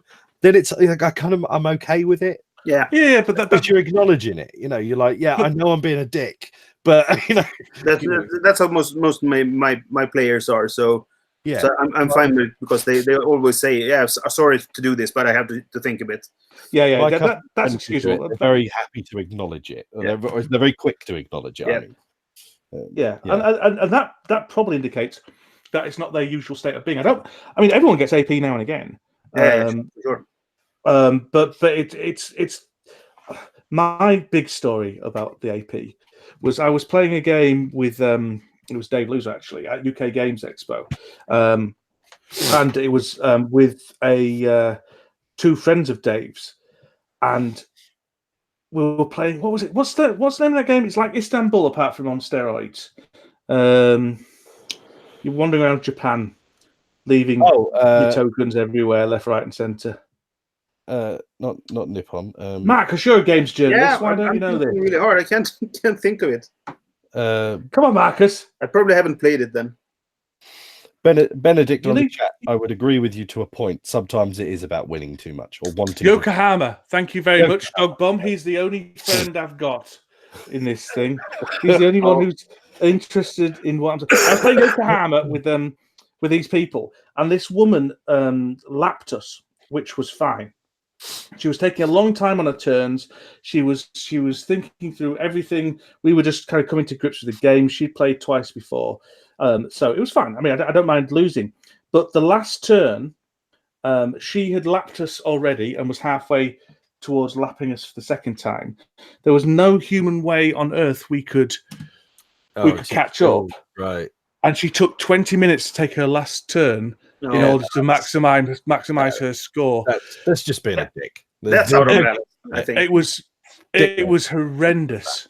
Yeah, it was horrendous. And Dave was equally furious because also Dave had been invited to play Cosmic Encounter with Tom Vassell, and he didn't because he missed out because quite rightly he agreed to finish this game off, but the game that was meant to take 2 hours took, well, I don't know, 3.5, 4. But it was this last turn that really took the biscuit. You know, I don't mind. You know that we got her own back though because she wanted to take a photo of the board and we packed it away before she could. Sweet justice. Yeah, sweet justice. I think she was Dutch, but I could be wrong. So the Spiel des Jahres is the nominations are announced tomorrow. Do you care about that? I care to a point, out of more intrigue rather than usually because now for the last sort of 5 or 6, however many years, a game turns up that everybody goes, "What game?" Yeah, like Camelot. Nobody knew what the hell Camelot was. And Gaunt and Clever as well. Yeah, it's a Roland, right? So I don't care about it, but yeah. Well, no, but it's still, I'm interested to see what game I haven't heard of before. That's why I care. Yeah, if it's the same, I mean, I get a bit annoyed. I don't know if you've noticed, guys, but I can be grumpy at times and get annoyed with people for very, very trivial reasons. But I get trivial reasons to dislike people. Surely not, Dan. No. I get annoyed sometimes with people complaining about it and saying, you know, not realizing that it's a family game award and very specific to the German market and people kind of in America and the UK and all that kind of stuff somehow thinking they have the right to be annoyed at who won, basically. It's like people take them personally, and I don't get it. Well, people, I get it. I mean, people. I don't. Grow up. No. I'm not saying they've got. I'm not saying they should, but people invest a lot of their personality, a lot of their self-identity in this hobby, in any hobby. And if they truly like a game and someone overlooks it or dismisses it or whatever, then they can feel really like that's a slight. It's like people who identify with football teams who get really upset when other people insult them, and it's not that they're insulting the football team; it's that they're insulting them personally because they've invested so much of their own personality within, liking this thing. Then it's sort of like, how could that be nominated over this? Because this is my favorite game. Why wasn't that nominated? I'm with you in that sense. Yes. Yeah. Don't say Jack's saying Dog Bomb's funny, and he's not. Don't encourage him. That's all I'm saying. If you think he's funny, just go over to his YouTube channel and you guys see the filth. Oh, and Dog Bomb. Yeah, you're right. Yeah. What's Mike doing back in the comments? We've replaced you with Marcus now, Mike. He's naked again now. He's happy. Oh yeah. Wingspan has got a chance, but often they don't go for things. I think it's too obvious. Yeah, it's I think the Kenner Spiel lot or the Spiel des Jahres lot, they're a bit like shut up and sit down. They like to go against the trend, you know. Or they'll be contrarian to the sake of it. Ben Maddox once did an interview with somebody on the panel of the Spiel des Jahres, which is quite unusual because you don't often hear from them. I wouldn't even know who they are. I think they're like they're people. They're combination. They're board game journalists in Germany, I think. Yeah, really. Huh. I think one of them is really active on Twitter, but I can't remember his name. Is it Hen's name? Maybe. YouTube's Dan Hughes. Yes. Are you on the Dice Tower? Oh, Marcus, you're on the Dice Tower Award panel, aren't you? Oh no. That's Yanni. Oh, is that Yanni? Yeah. You all look the same to me. Scandinavians. How weirdly racist that was. Vikings. You're all with all your Viking helmets and. Yeah. Are you on it, Luke? Yes. Yeah.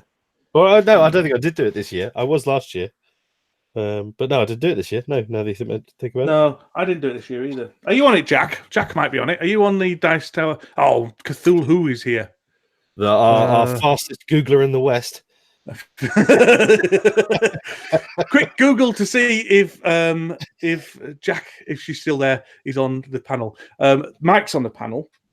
The only reason is I've taken myself off the panel because I don't feel qualified anymore to do it. I don't know if that's why you didn't vote this year, Luke. Maybe I genuinely can't remember. I can't remember if I just didn't get sent it or.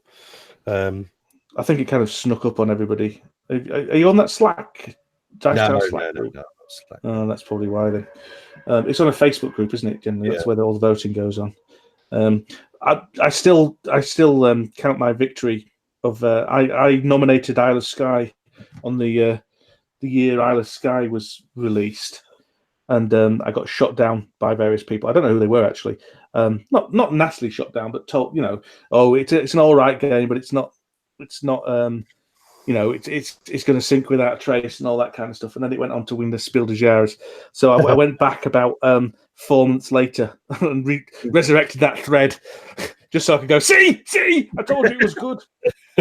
I actually intend to pick up Isle of Skye maybe at the UK Games Expo because the Isle of Skye coloured me intrigued with it. Have you not played it? No, I never played it, and I kind of because I thought it was just it. I can't remember why, but I dismissed it, thinking, that doesn't sound like it's for me. It didn't look fun, I think. No, yeah, and I mean the artwork on the tiles, I think, leaves a little bit to be.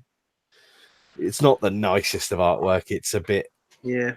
Colors are a bit odd. The color choice, but the more I've sort of watched about it and stuff, the more I think, actually, that actually looks really bloody good. Yeah. I bought it used a while back, but I haven't played it yet. It's you bought what? Sorry, Druids. No, I bought the game, the Isle of Skye. I bought it. Did you get rid of it, Dan? No, it's one of the few ones I have kept. I've only kept. You had another clearing again the other day. Yeah, I had another clearing the other day. So I've kept about 12 games out of my entire collection of 12. Wow. Yeah, it used to be my game collection used to be 300 odd, and I'm down to about 12. Now that doesn't count the kids' games I've got because I've got about got 200 kids games. But the kids games are for the board game club, kids board game club that I do. So I don't count those. Following me on Twitter. That a completely fruitless endeavor, Jack. I do not tweet for the most part. She's very nice, Jack. And she's not nobody, as she says in the thing. She's an Instagrammer. Now, I don't know what she does on Instagram because I'm too old for Instagram. Oh, yeah, me too. Yeah, me too. Yeah, I'm too old and out of touch. I can only manage 2 social media sites, and one of which I hate with a passion. I can do one. That's it. Yeah, so Twitter, which is a cesspit. Cesspit of I have horribleness. moved on to the airspeeder. I'm doing the trousers now of this SWAT guard, which I'm doing his trousers, which doesn't look good at the moment, but it's going to be soft blocked. I haven't soft blocked you, Jack, don't worry. I might have done. I'm moving on to his trousers. It looks crap at the moment because it's grey doesn't go well with blue, does it? Look at that. No, I think it looks all right. What do you think's nice, Mike? Because I can't believe it's what Dan's doing. You can't think that's nice. Double denim, yeah. I'm gonna wash it all black, and that should tie it all together. So it should make all the. Well, it's gonna take me forever. Mike thinks everything I does is nice. No, he doesn't. He does. He thinks I'm his hero. It's not what he says behind your back. He idolizes me. I'm drinking Pimm's again tonight. That's why I'm rowdy. Yeah, that classic bar fight inciting drink thing. Oh, many a brawl has been started. Many a Pimm's brawl. In a Derby boozer, because the Pimm's got out of hand. Arguing about whether you should put cucumber in it or what's that? This fucking strawberry tastes like it. Oi, did you take my strawberry? This ain't cucumber, it's bloody celery, you twat. You're out of my pub. There's something. What do they use instead of cucumber? You're meant to use something weird, aren't you? You just Some use Pimm's. mint, strawberry. It's not cucumber though. It's some. I'm gonna have to Google it now. We got to that stage. That stage of the evening. So I couldn't tell you for the most part. Pimm's. Do you have Pimm's in whichever Swedish country you're from? Sweden, yeah. You ignorant pellock. Well, no, I don't. When we visited Stratford upon Avon with my work, right. I think we drank Pimm's. Ah. Did you remember liking it? It was okay, I think, but I'm not. I can't really remember what it was. It's like it's a gin thing, fruity gin salad thing in it, if I remember correctly. Yeah, borage. That's what it is. Oh, of course it is. You're right. Yeah. They put borage in instead of. Is it cucumber? Borage tastes like cucumber or something like that. Anyway. Yeah, you mix it with lemonade, Marcus. Yeah, it's lovely. Okay. I love a jug of Pimm's. You know, it's true. It's not kind of racist. It's the Pimm's talking. That's very true. You know what game we played at the hotel in Stratford upon Avon? What game you played? Yeah, Shakespeare. Exactly, Luke. Thank you. Oh, very good. I've probably told this story before, but I've got a friend. That's the story. No, I've got a friend. Yeah. I've got a friend. I believe this to be a lie. It's the first time it's happened to me. That's why I wanted to mention it. No,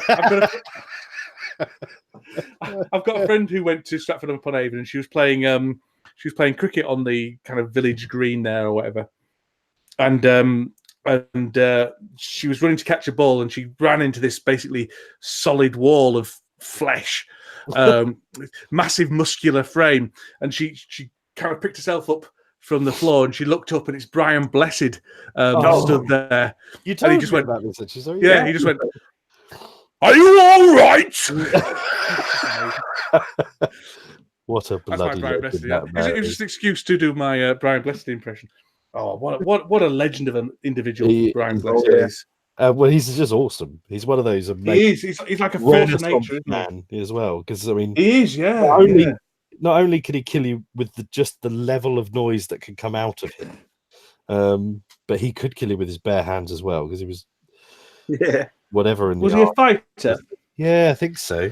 Isn't he? The army? I don't know. He climbed Everest, didn't he? Oh yeah, well that was what I was going to get to. He was like a bloody explorer and all sorts, you know. Yeah, he's an amazing man. I want to say the army, but now I'm questioning myself. We played Monikers the other day. Oh yeah, he was one of the cards in that, and I was the only one who knew who he was. Yeah. Did you say guns alive? Alive. Sorry, I'll stop with my. My wife has actually complained in the past about me when I podcast. I get very loud, so it's probably not a good idea to start doing my Brian Blessed impressions at nearly 11 o'clock at night. The loudest impression you can do. Yeah. They sell prims at IKEA. Do they really? Oh, I think he's trying to be funny. Not here at least. No, well, he's put the Scandinavian name funny. For it. I don't know if he's Mike. I don't know. It's Mike and his racism. Have you tried to get back on, Mike, or have you just decided Marcus? Oh, we can't come on. I'm here now. It says no. We can have more than one people. It's not. We can have many. That hating son of a bitch. We can't have him. I'm just kidding, Mike. He's not. He hates you.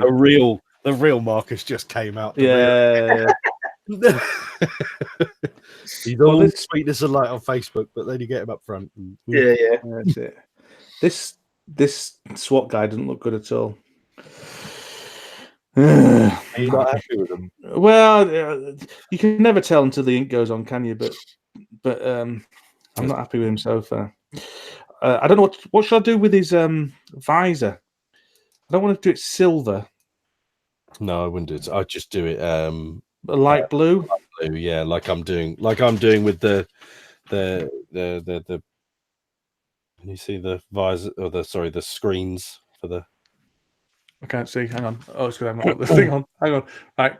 So the screens for the airspeeder. Oh yeah. I'm just doing them to a slightly lighter blue. You know, they're done now. But so do you play Legion? That glass dome for Mr. Freeze, Dan? No, I haven't. No. We should all go in. I've got the Mars Attacks team. Oh, have you? Yeah. Yeah, I do want one. Yeah. If you don't like next time we meet up, remind me. I've got a load of Gene Stealer cultists. Oh yeah, I forgot we said about that. Yeah, I need to give you some money for them. Yeah. Well, we'll see. We will see. I don't know. We don't know if we're going to meet up though. We need to organise something. This probably shouldn't take place in public, but yeah, we need to. We were talking about meeting up again in Nottingham, weren't we? With Sean from the Game Pit, who's also a trained person. Although I don't think he's a trained driver. He's a trained controller, isn't he? Yeah. Well, that's what I know. Ronan does all the behind the scenes stuff, you know. Ronan. Oh, Mike's here. Behind the scenes stuff. Ronan does the underground. I don't know if is Sean the underground as well? Sean definitely works in London on the railways because I was amazed that he lives in Birmingham and works in London. Yeah, but they get free train ride in, don't they? And it's a fast train from Birmingham to London, so yeah. Still like an hour or so, if not more. I think. We don't get faster, but he'll do long shifts as well. I think he does 12-hour shifts like I do. So if you're only going in 3 days a week, it's not quite as bad, is it, to do a long commute?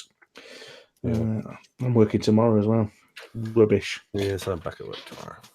Yeah, well, you're nearly opening, aren't you? So what made you decide to go to a game cafe? I can go through some logic there.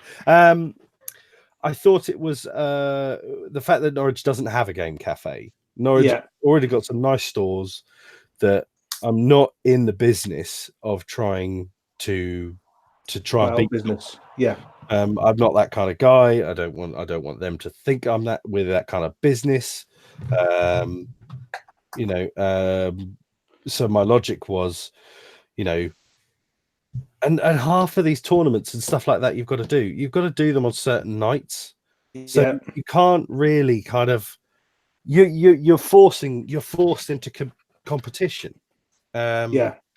And then also my logic was in many ways, like, so say we put Pokemon on Wednesday night or whatever, I'm not just trying to convince 2 or 3 people from a store that they should play Pokemon here, but chances are I'm also trying to convince all of their friends that they meet up at that store every Thursday to play Pokemon. So, I was more a case of like, there isn't a board game cafe. Let's get the board game cafe right and do it well. And let's sort of grow because you used to be a chef as well, didn't you? And yes, I know the food well, because I'm an ex-chef. I've seen all your pictures that you've been putting up. I've been that guy lately. Yeah, you've been putting up lots of food guy. Yeah. And did you watch the little announcement video that Tom and Z did for the UK Games Expo? Z texted me like a few hours beforehand saying, "Oh, can I have some details?" And that's why I phonetically gave them the the spelling, the way you would say where we are. Right. Tom does that brilliant thing where he kind of looks down at the paper and reads a very weirdly spelt Norwich. Yep. No, it was nice. I was very happy to hear that they were shouting out Zazu. Yes. Yeah, they get money right, at least. They didn't mention any of the rats. That still has to be the most fun I had on a podcast. Oh, just man. the look of absolute horror. Every time I kept thinking we probably should just stop at that point, I couldn't help myself. I just was like, you know what? I can't do it. I can't. It's just too much fun. It hasn't got me fired yet. So. No, only because I haven't listened to it. Jack's saying LA got a new board game cafe. Oh, and in many ways, LA is very similar to Norwich, isn't it, Luke? Oh, very, very similar. We have things written on the street, in Norwich, mostly swear words rather than Hollywood stars' names, but very, very similar. The climate, yeah. And Rain was asking if I'm devastated that Huddersfield got relegated. I'm not, for 2 reasons. Number one, I don't care about football in the slightest, but the main reason I'm not bothered is because my son very much does care about football, and he's got season tickets to Huddersfield Town games, and also Cora's got season tickets now. They go with the granddad, which is it's lovely. It's absolutely lovely. I knew that your son went. I didn't know the Cora's a new thing. Yeah. I mean, I don't know how many she's going to go to, but the seats next to them came up for sale. So my father-in-law just decided that he'd buy them because it's not likely to happen again, basically. And it's quite cheap. I think it's only £50 a year, which isn't bad at all, is it really? Oh my gosh. Yeah, that's for kids' tickets. Oh, I was going to say, what, for a home season ticket? That's crazy. Yeah, I mean that's Well, even for a kid, I mean what are you gonna do for $50? Well, exactly, yeah. Well, it's probably especially as well as that's if that's a home season ticket. Mm-hmm. Yeah. Well, that's at least, even if it's a league one, that's 18 games. Yeah, that's crazy. Most of the time, an adult wouldn't even get a ticket for £50. Right. Season tickets. That's right. That's nuts. But they were in the Premier League, which is obviously the highest league of football in the UK, and possibly the world. I mean, it's certainly possibly the highest watched football league in the world, unless Brazil or something like that has a more, in the South American countries, maybe that is more popular. Southeast Asia. Since you're on sports, that's my cue to leave, I think. Fair enough, Matt. That was really good of you to come on. Thank you. It was good fun. I'll join you another time. I'm not sure how you do that speed painting, because during all this time I've done the arms and these 4 guys. So I'm not a speed painter, apparently. Yeah. Well, anyway, it was nice seeing you. Do you want the satisfaction of kicking me off, Dan? I would do, but I'm not. I don't think I can actually, Marcus, because I haven't got the right the right. Oh, that was beautiful. That was nicely done. Horrible bastard, but that was beautiful. No, the reason I'm not bothered about is because they might start winning some games now. Well, they were completely outmatched, mainly because of finances. All these other teams are got multi-billionaires pumping money into them and things. Whereas Huddersfield's just a plucky little tiny club. Are you a sports guy at all, Mike? I'm sorry. Are you a sports guy at all? Is there a sport you follow? Yeah, I probably most follow American football. Oh, but who do you support? Because I'm a Miami Dolphins fan, so I've had about 25 years of torture. But yes, I'm a Dolphin man too. Oh, are you really? Yeah. I've been to 19 games in the 20. How many games have I been to in the UK now? 23, 24. I'm a season ticket holder for the NFL UK games. Oh, okay, that's great. Yeah, that's.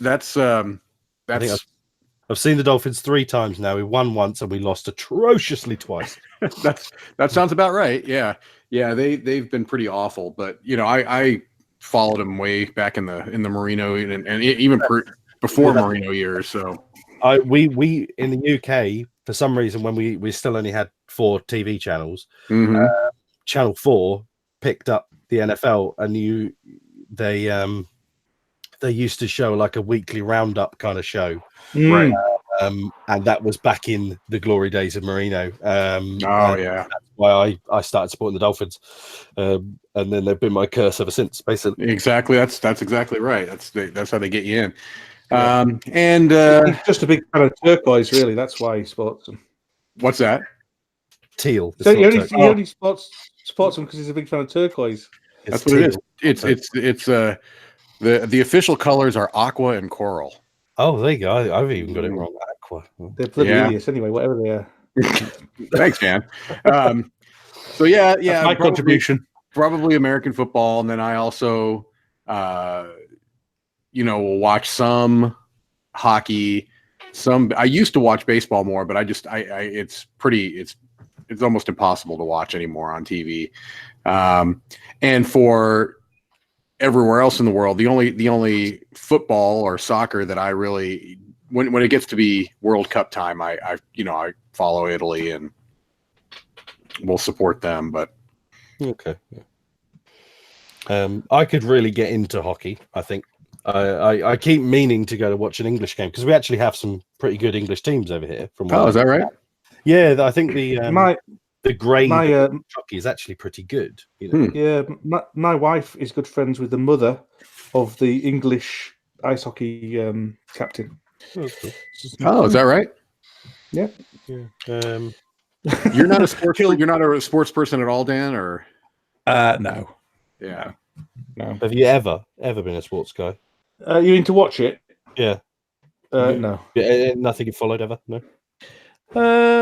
No. I mean, I don't begrudge people. When Huddersfield Town were going to get relegated last season, and then just didn't on virtually the last game, the stress that I was feeling, not because I wanted them to stay up, but because my son wanted them to stay up, so I wanted him to be happy, was just so unpleasant. That I don't know how people who are really invested in teams cope, really. And I know it's the playoff with the jubilation and all that kind of stuff, but it's just like, God, it was awful. I do think there's a very big, I don't know what the right phrase is for it, but I think that I find out what sports is like to people that don't really follow sports through like I've had people close in my life that say that when they're listening to sports, just kind of in the background, it just sounds like it's chaotic, just people shouting at each other. The announcers always sound like they're shouting. And maybe my wife, maybe Tiffany has said that, but that it just sounds like there's shouting going on in the background all the time. And I never think about it that way, but then I try to remove myself and say, all right, if I had no idea what was going on here, right? Maybe it did, because they're talking about something that's in an excitable way, and maybe it just does sound like people shouting at each other. Yeah, I mean, I suppose to enjoy sports, you have to buy into the fact it matters. That's the ultimate thing, isn't it? Yeah, so I suppose. Yeah. Most of the people who don't enjoy sports don't see why it matters. But I think sport serves a function of again uniting people, isn't it? It's like tribal thing. Sure. It's a substitute for warfare. It can be, yeah. But yeah, no, I don't object. And also, I mean, there is an element of watching very talented people do something that very few people in the world can do. I suppose so, but when you see somebody who's the top of their game or right, whatever they do, and they do something, you think, my goodness. But what about? Yeah, go on. What about the people they beat, though? This is what I always think. What about the person who came 9th at the 100 meters at the Olympics, and that's the best they ever did? Their entire life. It's so bloody amazing, but yeah, they're not. Well, that's why I recommended that Few Acres of Rubbish a number of episodes back with that Losers show. It kind of gets into that whole mentality of that. It's interesting, Yeah. Yeah, it was very good. Yeah, it was very good. Yes, Cthulhu, I agree with you on both points there you have put. Mike, you ever watched Roller Derby? No. When I was a little kid, oh, this is Cthulhu that's asking this. He already knows because he Googled the answer. No, when I was young, in growing up in Southern California, on like I want to say, do you remember when they used? I don't know if they had an equivalent of this in the UK. They used to have VHF and UHF channels on televisions, and UHF channels would be like the analogy would be like AM on an AM FM radio. No, we never had that. No, never. Okay, so this was it was two different, and I would imagine that a lot of people listening to this, unless they're our age, have no idea what I'm talking about. But you would have UHF channels and VHF channels, and VHF would be like where all the, CBS, NBC, the kind of the main channels would be. That may mean nothing to you anyway. But the UHF would be kind of like these public access shows, and just maybe 40 people watching this thing, and they used to have a local Los Angeles roller derby, the LA, I want to say they were called the Thunderbirds. And I used to watch that as a little kid, having no idea, just because I liked roller skating. And of course there was this whole kind of thing of the, they're bumping each other and everything. The impression I get, because Cthulhu was asking if it's an actual sport or whatever, I get the impression that it's kind of more of not exactly wrestling, but maybe kind of in that same realm where it's not all on the up and up. Really? Do you think it's fixed? I think it generally is storyline driven. I'm not sure, but I think it was. I don't think it necessarily is now. Okay. Because a guy who's a volunteer at the expo, he does it. And nothing I've seen. It was mainly women who did it. Oh well, nothing's just men or women now. Yeah, in the 21st century now. No. Okay, fair enough. I didn't mean it that way. I thought it was a predominantly kind of. It certainly was. Yeah, it was. It used to be. But now everything. I didn't realize all men. If I remember, and this was many years ago, so I'm really kind of. I'd probably have to Google to see if I'm remembering this right. But I seem to remember that they were a co-ed. That it was a co-ed thing. Right. Okay. That you had men and women both out there, but I could, or they had a male team and a female team. I'm maybe remembering a movie. The men would skate against the men, and the women would skate against the women. I'm trying to remember. I know that there were both men and women involved, but can anybody remember a movie that had James Caan in it? Yeah, that was about roller derby, wasn't it? Yep, it was. It was called. Was it called Rollerball or Roller Derby or Rollerball, something like that? Yeah. I don't think I've seen it, but it's a relatively well-known movie. Was he not a player rather than like the coach? Was it all girls? I can't remember. Boy, so long ago. He could have been a player coach. Wasn't it a post-apocalyptic thing though, or was that something else I'm thinking of? Yeah, I kind of think I've got in my head it was like Death Race, but on roller skating. Yeah, I'm looking it up. Rollerball. Real vague, weird memories. Cthulhu has. Okay, so 1975. All right, so I've Googled rollerball, and rollerball it is. Is it not? In a corporate controlled future, an ultraviolent sport known as rollerball represents the world. And James Caan, John Houseman. John Houseman. I don't recognize the name. Who?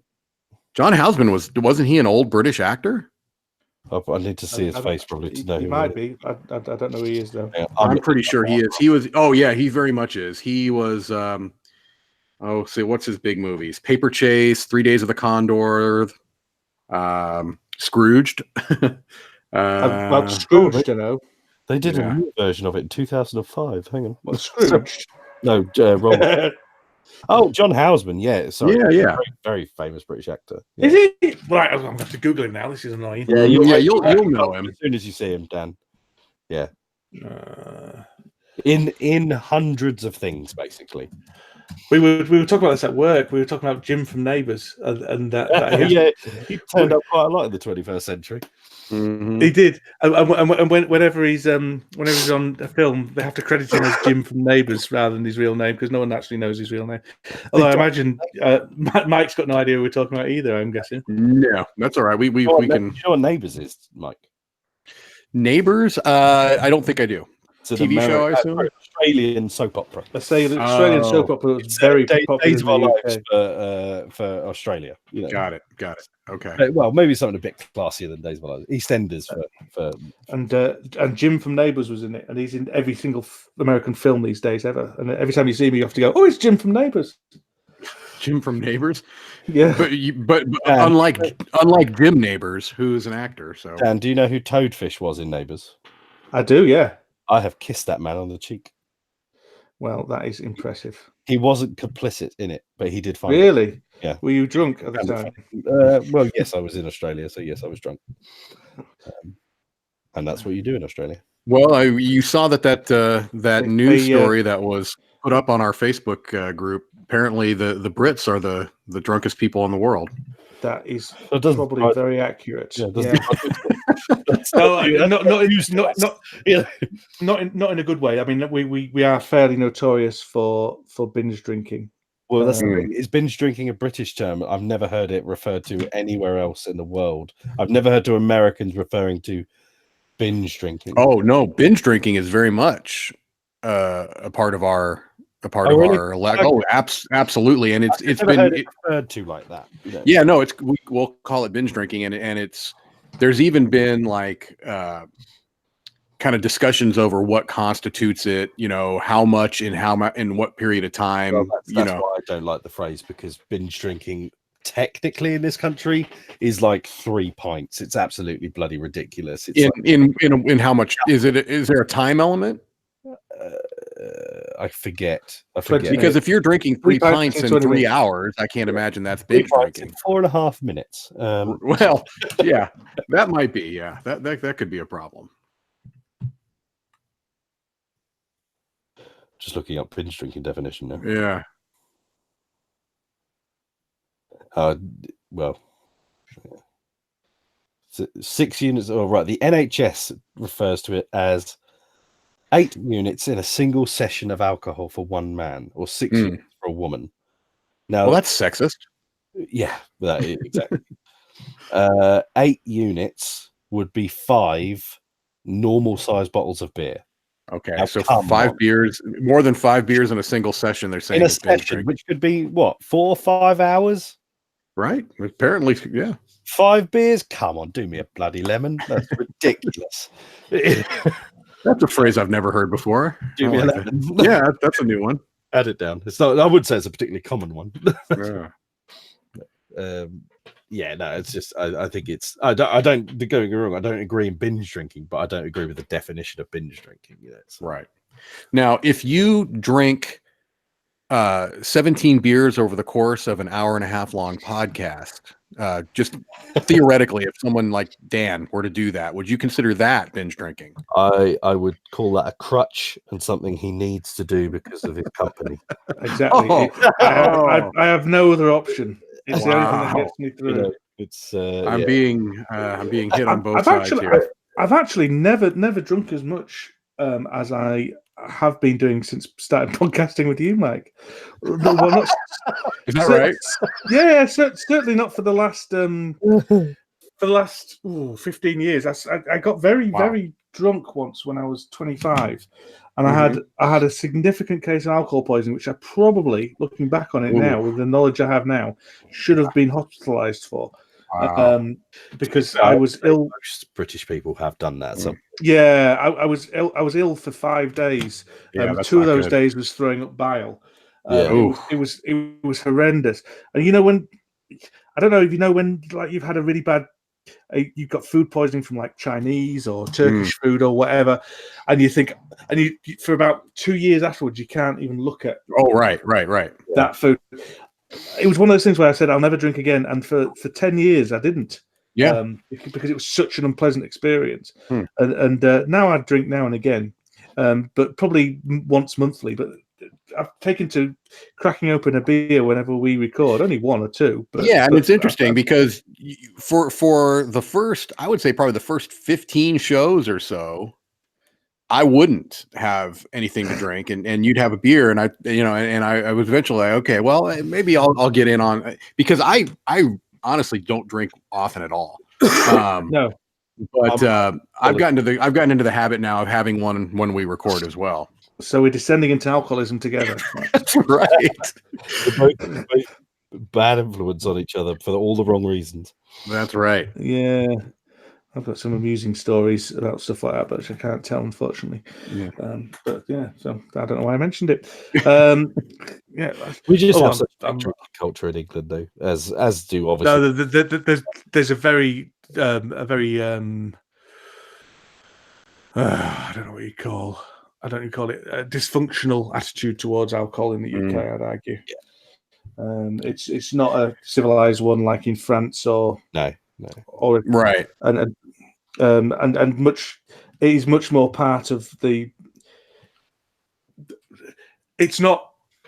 If you're a 16-year-old who hasn't been drunk at least once, you're unusual in the UK. Yeah. Whereas in America, I'm sure that's not the case. Not well. I don't know.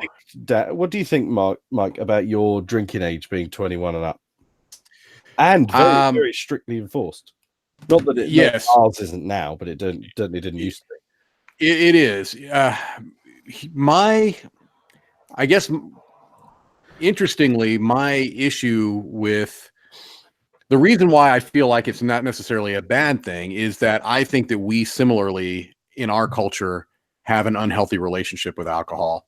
I think that we tend to binge drink, and people tend to drink with the express purpose to get drunk, as opposed to growing up in an Italian household and seeing there would be a bottle of wine or a jug of wine at the dinner table every night, and you'd never see anyone drink more than a glass.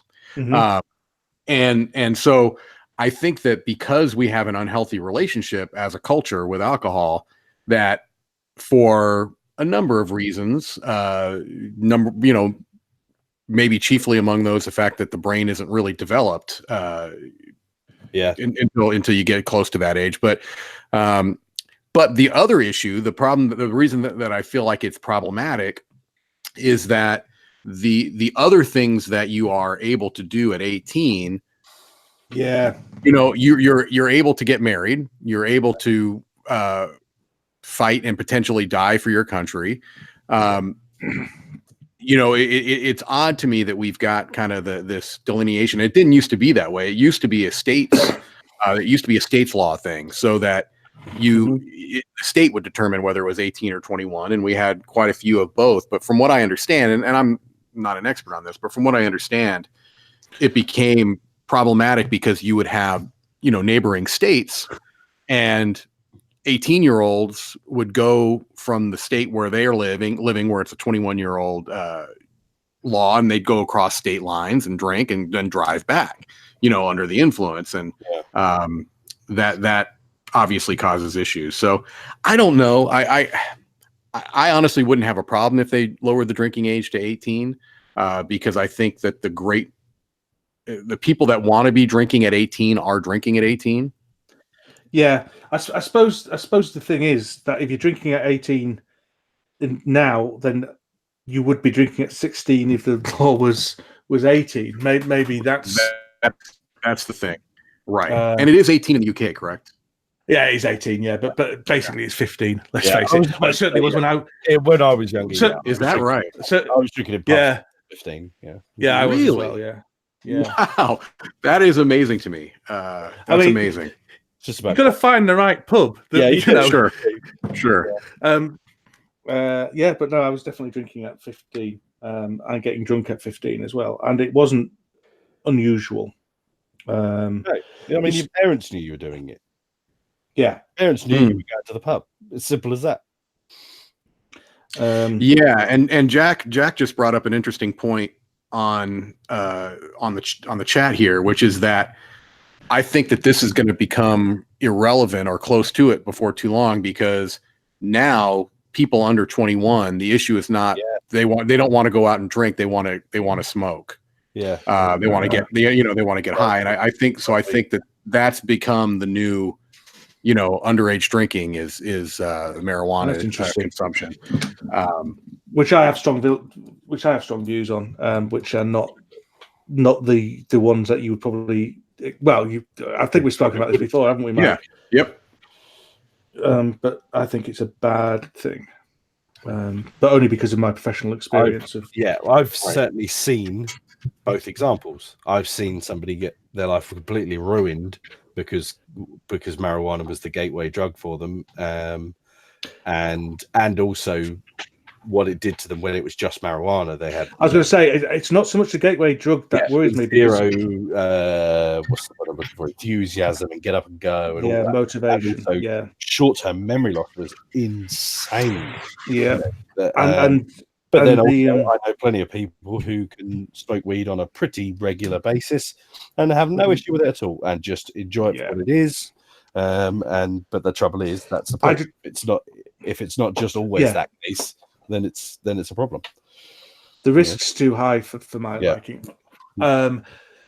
It's difficult. I mean, I've seen so many lives ruined, not just with the lack of motivation and lack of that is true, but so many lives ruined by the psychosis. I work with somebody recently who that it developed their level of psychosis. And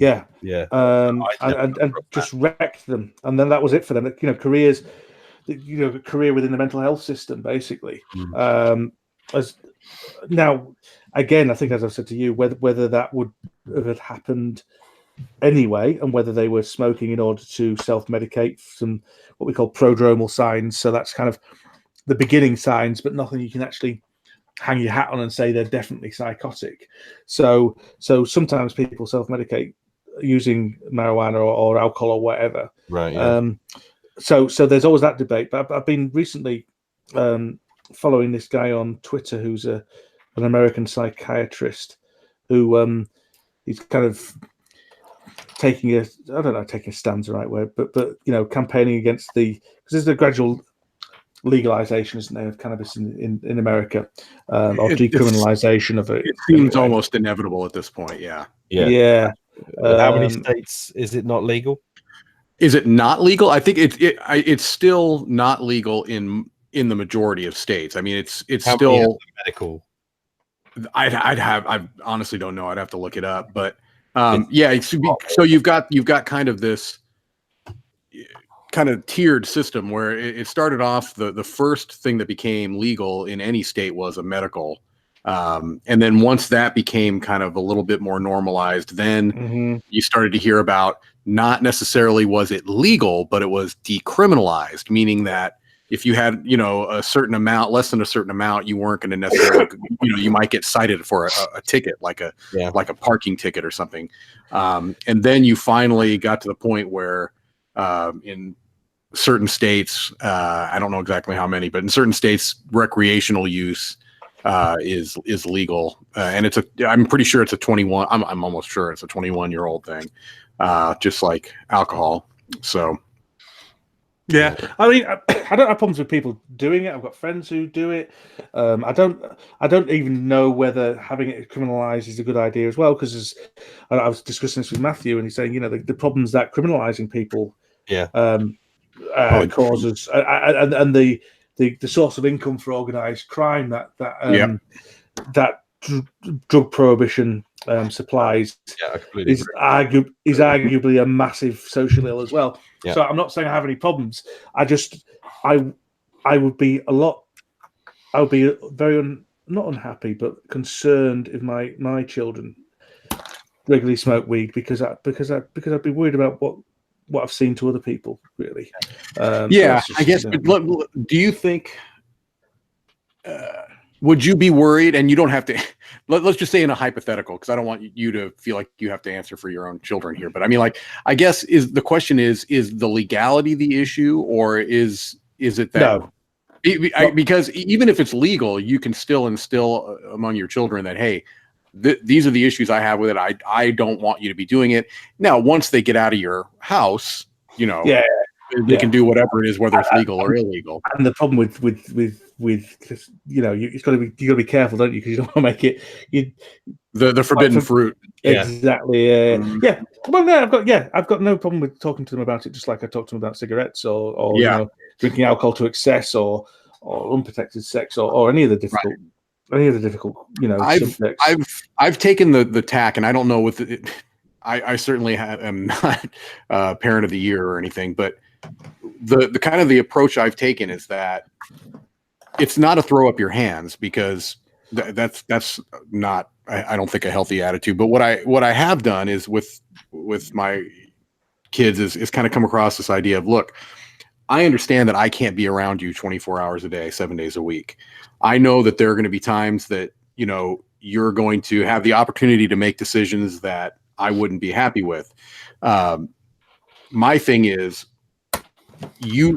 I've made it clear to you what I find acceptable and what I don't find acceptable. And I just want, my thing is, and maybe it's a guilt thing. I don't know if this is, because if so, maybe it's bad, but my thing is, look, if you're going to do this, you're going to do it knowing that it's against my wishes. That I think that's fair. You know what I mean? It's like there's going to be no ambiguity about how I feel about it. Now, I can't necessarily stop you from doing it because I'm not around you 24 hours a day, but you're not going to be able to claim ignorance here. You're going to know that this is my opinion on it.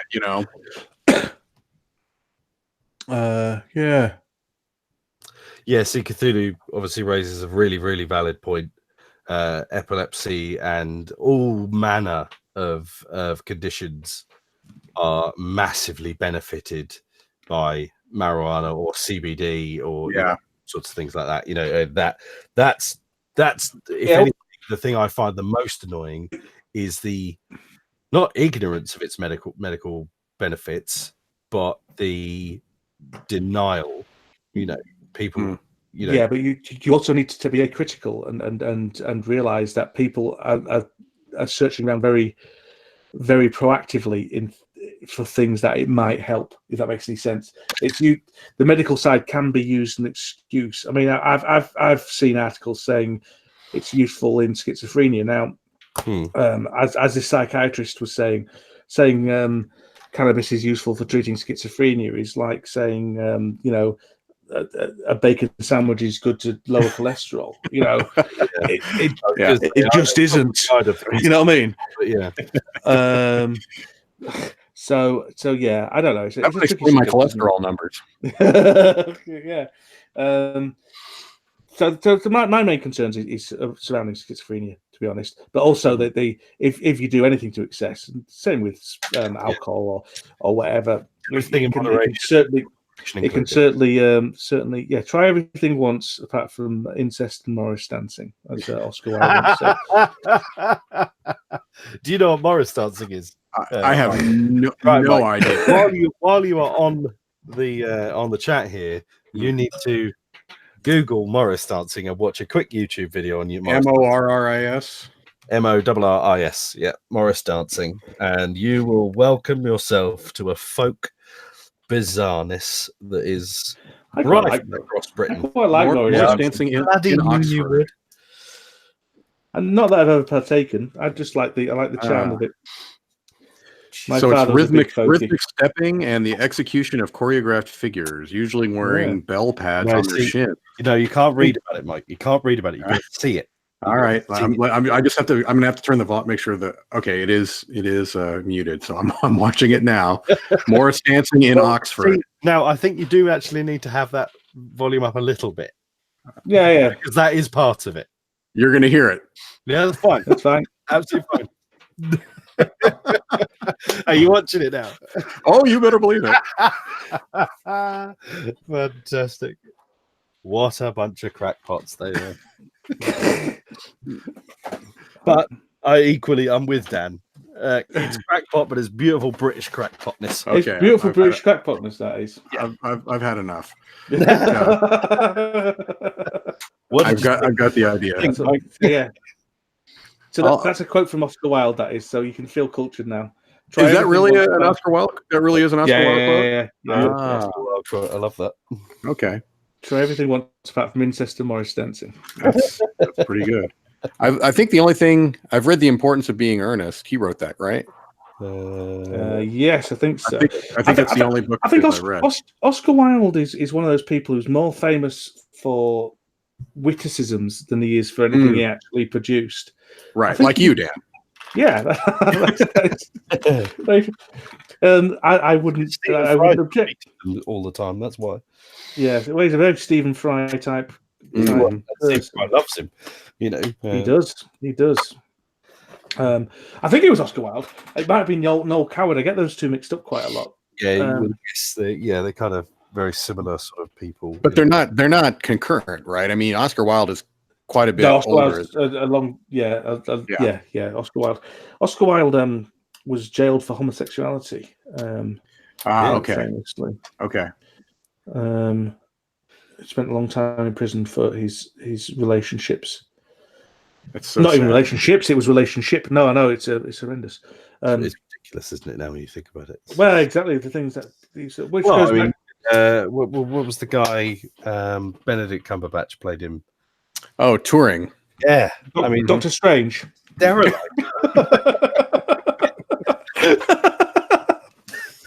Doctor Strange went to prison for it. The fact that Turing was chemically castrated.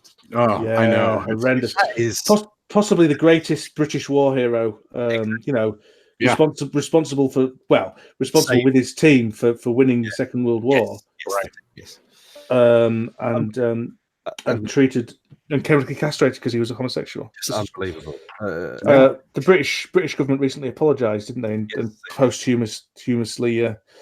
Where he's knighted, was he? Knighted? Yeah, something like that. Well, quite rightfully so as well. Part of it was that he was still under the Official Secrets Act for a while, wasn't it? It's only relatively recently all come out, all the Bletchley Park stuff. Right. Yeah. As far as I'm aware, anyway. Yeah. I certainly never got made aware of it when I was a kid. I don't know about you. No. I don't think when we were kids, people didn't talk about chemical castration that much. No. That didn't come up around the dinner table? No, not so much. No. So for anyone who doesn't know, but he was a weirdo. People will know who Turing was. We won't have to explain who Turing was. Yeah. Well, being convicted of sodomy because he dared them to prove it. I would say people will know who he is over here primarily because of that movie. I don't think he was very well known. No, he wouldn't before the film, at least over here. Well, no, because the American version of When We Stole the Enigma Machine with Bon Jovi in U571, it was depicted as Americans doing it all. Which a lot of British people up the wrong way, I will have you say. I can understand that. As I get older and older, I get more and more interested in World War II history. Is that a thing that happens to people of a certain age? I think it is. We said this about historical wargaming as well. I couldn't have given two tosses about historical wargaming when I was younger. But now I get increasingly more interested in it, Yeah, we could have brought this up on that last episode about, do your interest generational? Yeah, do your interest in things change? That would have been get older. I think they do. Yeah, I think you're probably right. My pursuit of knowledge is far, far greater than it ever was when I was younger. Well, I'm finding I'm not actually learning as much because I'm not listening to as much Radio 4. I think Radio 4 has been responsible for a great deal of my knowledge and my interest because you ever listen to Radio 4, Luke? No, not really. When I'm in the car with Dad. Yeah, that's what I thought. Really... Radio 4 in the UK is the kind of it's where all the documentaries are done, Mike, and it's also where a lot of comedies and a lot of dramas. So it's a spoken word radio channel. It's very great. Don't get me wrong. It's an amazing one, and the amazing thing about it is because it's radio and not a podcast, you end up listening to things that you had no idea you were going to be interested in. Yeah. But then suddenly there you are listening to a documentary about how John Wayne died of radiation poisoning or whatever, or batch weaving, or kind of Industrial Revolution, or newts, or the one I was listening to this yesterday was the kind of socio-political themes of Mary Shelley's Frankenstein. Oh wow. And all that kind of stuff. So you just turn it on, and then something incredibly interesting. But with the dawn of podcasts, where you can choose what you listen to, I've found that I'm not learning as much because you choose to listen to things you consider yourself to be interested in, rather than that's it. So I'm listening to board game podcasts. Yeah, exactly. It's the same with the way I consume television now because I watch YouTube. Yeah. You know, I watch a lot of stuff hobby based rather than that show that people recommend of whatever. You know, that's a good point. There's probably very little discovery that goes on anymore, unless maybe through social media. You're not going to find it on your own because you're kind of going down your own, you know, the things you already like and are interested in. Have either of you, when you brought up the radiation poisoning, this made me have either of you watched the Chernobyl series on HBO? Oh my goodness, it's so good. It's on Netflix. Yeah, it keeps popping up on my feed, and I keep thinking, oh, I should watch that. And I take it's a dramatization of the events of Chernobyl. It is, and it's a British dramatization because, and what's interesting is that they go the route of we're British people, and they speak in their regular accent, even if they're playing, Soviets. They don't try to put the fake accent on, which I actually appreciate. Yeah, I do. Tremendous acting. It's Ukrainian, isn't it?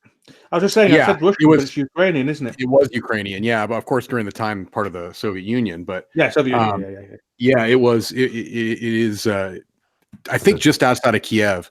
I don't think I actually could have told you that. I think I would have always just assumed it was Russia as well. No, it was Ukrainian, but I mean, it wouldn't have.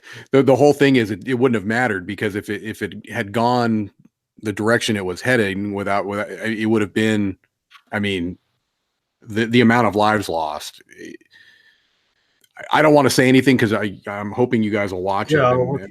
But it is just tremendously good. Tremendously. I mean, extremely depressing, you know, but just really, really good. I've seen documentaries about people who still live in Chernobyl and refuse to move, which is I mean, it's going to be hundreds of years before the amount of birth defects and everything else. It's really not habitable there. Well, no, it's not. You can't live in it though, can you? Like literally in the city of Chernobyl, you know. But do you mean? Yeah, well, there's people who refuse to move and are living in the exclusion zone. Really? Yeah, and you know they're not dead. I mean, I think that the rates of cancer are a lot higher. Sure. And also, I saw a documentary about the wildlife threats because it's exceptionally good way of seeing how wildlife reclaims urban landscapes. Yeah. And that it affected Finland, Chernobyl. Oh, did it? Oh, of course it will have done. Yeah. Wind direction at the time. As a matter of fact, the first in the show, the first inkling they get that it's spreading is they get word from Sweden that they're detecting low-level radiation, and so that's when they know there's a huge problem. Is when Sweden is calling them and going, "Hey, we got an issue here." So, yeah, I guess I think that's what Rain's saying there. I mean, I'm assuming it was, basically. Well, they're all the same place, aren't they? Sure. I mean, it's 6 of 1. Yeah. It's my new hobby is being racist against Scandinavian race. Yeah. I'm Scandinavian on my mother's side, so you're not, Mike. I am indeed, sir. No, well, is your mother Scandinavian? How Americans always know what their weird delineation. No, it's ridiculous. It's My, absolutely ridiculous. Yes, my grand. Well, it's because we're a nation of immigrants, so I mean we know generally where we came from. So, so unless your mother is Scandinavian, I will accept that because my I mother- consider myself to be partially Australian because my mother's Australian. No, my mother was born in the United States, but her mother was not, and my dad was born in Italy. So, No, yeah, the Italian thing I will accept. yes. No, I identify. You have my permission, Mike. Thank you. Thank you. Yeah, I identify much more with the Italian. Although I'm coming to find out that it may be more Albanian than Italian on my dad's side. So, oh right, okay. Who knows? It's all. I haven't done one of those Ancestry or 23andMe things. I've got a colleague who's a Jamaican lady, and she's done the DNA test. You can get a DNA test, and it links you with all these people all over the world who shares DNA with you, and she finds it absolutely hilarious that she's got this American, very pasty white guy as one of her distant relations. She thinks it's funny. She's everything you would expect a stereotypical 65-year-old woman to be, a Jamaican. She's very loud, very jovial. A lovely lady is Olive, but yeah, and hearing her roar with laughter when she looks at pictures of this almost albino chap she's related to. He's very enjoyable. Is she from Jamaica? Like she still has the Jamaican accent? Yeah. There's a very big population of Jamaican people within the UK. Yes, I was familiar with that. Because of in the 60s, people were induced to come over to work, and then when they got here, were treated appallingly, which is shocking. Which is the way of the British history is so unusual. Yeah, and it happened in a very similar way to the Pakistani community within the UK. But there you go. Right, I'm gonna have to go to bed because I'm working tomorrow. Yeah, I've got to say, I'm sitting back now. I'm pretty comfortable. Let's have a look at the chat before we. Yeah, and I think you should go on. You should kick me off. I think you should. Who has been googling like a madman? I don't want to kick you off, Mike, because it'd be very rude to do that. Yes.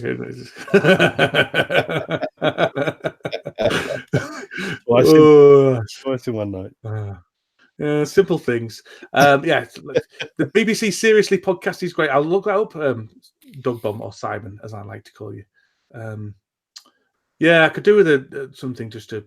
I mean, I listened to This American Life, which has that kind of stuff there, and the 99% Invisible as well, which has things like that as well. But yeah, I could do with better. Can you answer my question about thugs with firearm questions? Yes, Ray. Where is it? Be way up here. Wow, he asked it ages ago by the look of it. Sorry, man. Rain. It's Cthulhu and his knowledge. He's dropping his knowledge. Can you see it? No, not yet. He's going to visit your ship, your shop. My ship. Awesome, Rainer. That would be very cool to see you. Make sure you introduce yourself when you come in. Right, so let's have a look. Or let me know and I'll make sure I'm there. You might have to type your message out again.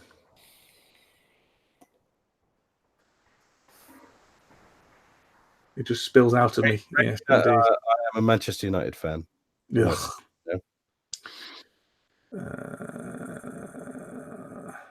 Yeah, write it again, Rainer, because I can't see it. I can't see it. Is it the thugs with guns? I don't know what that's about.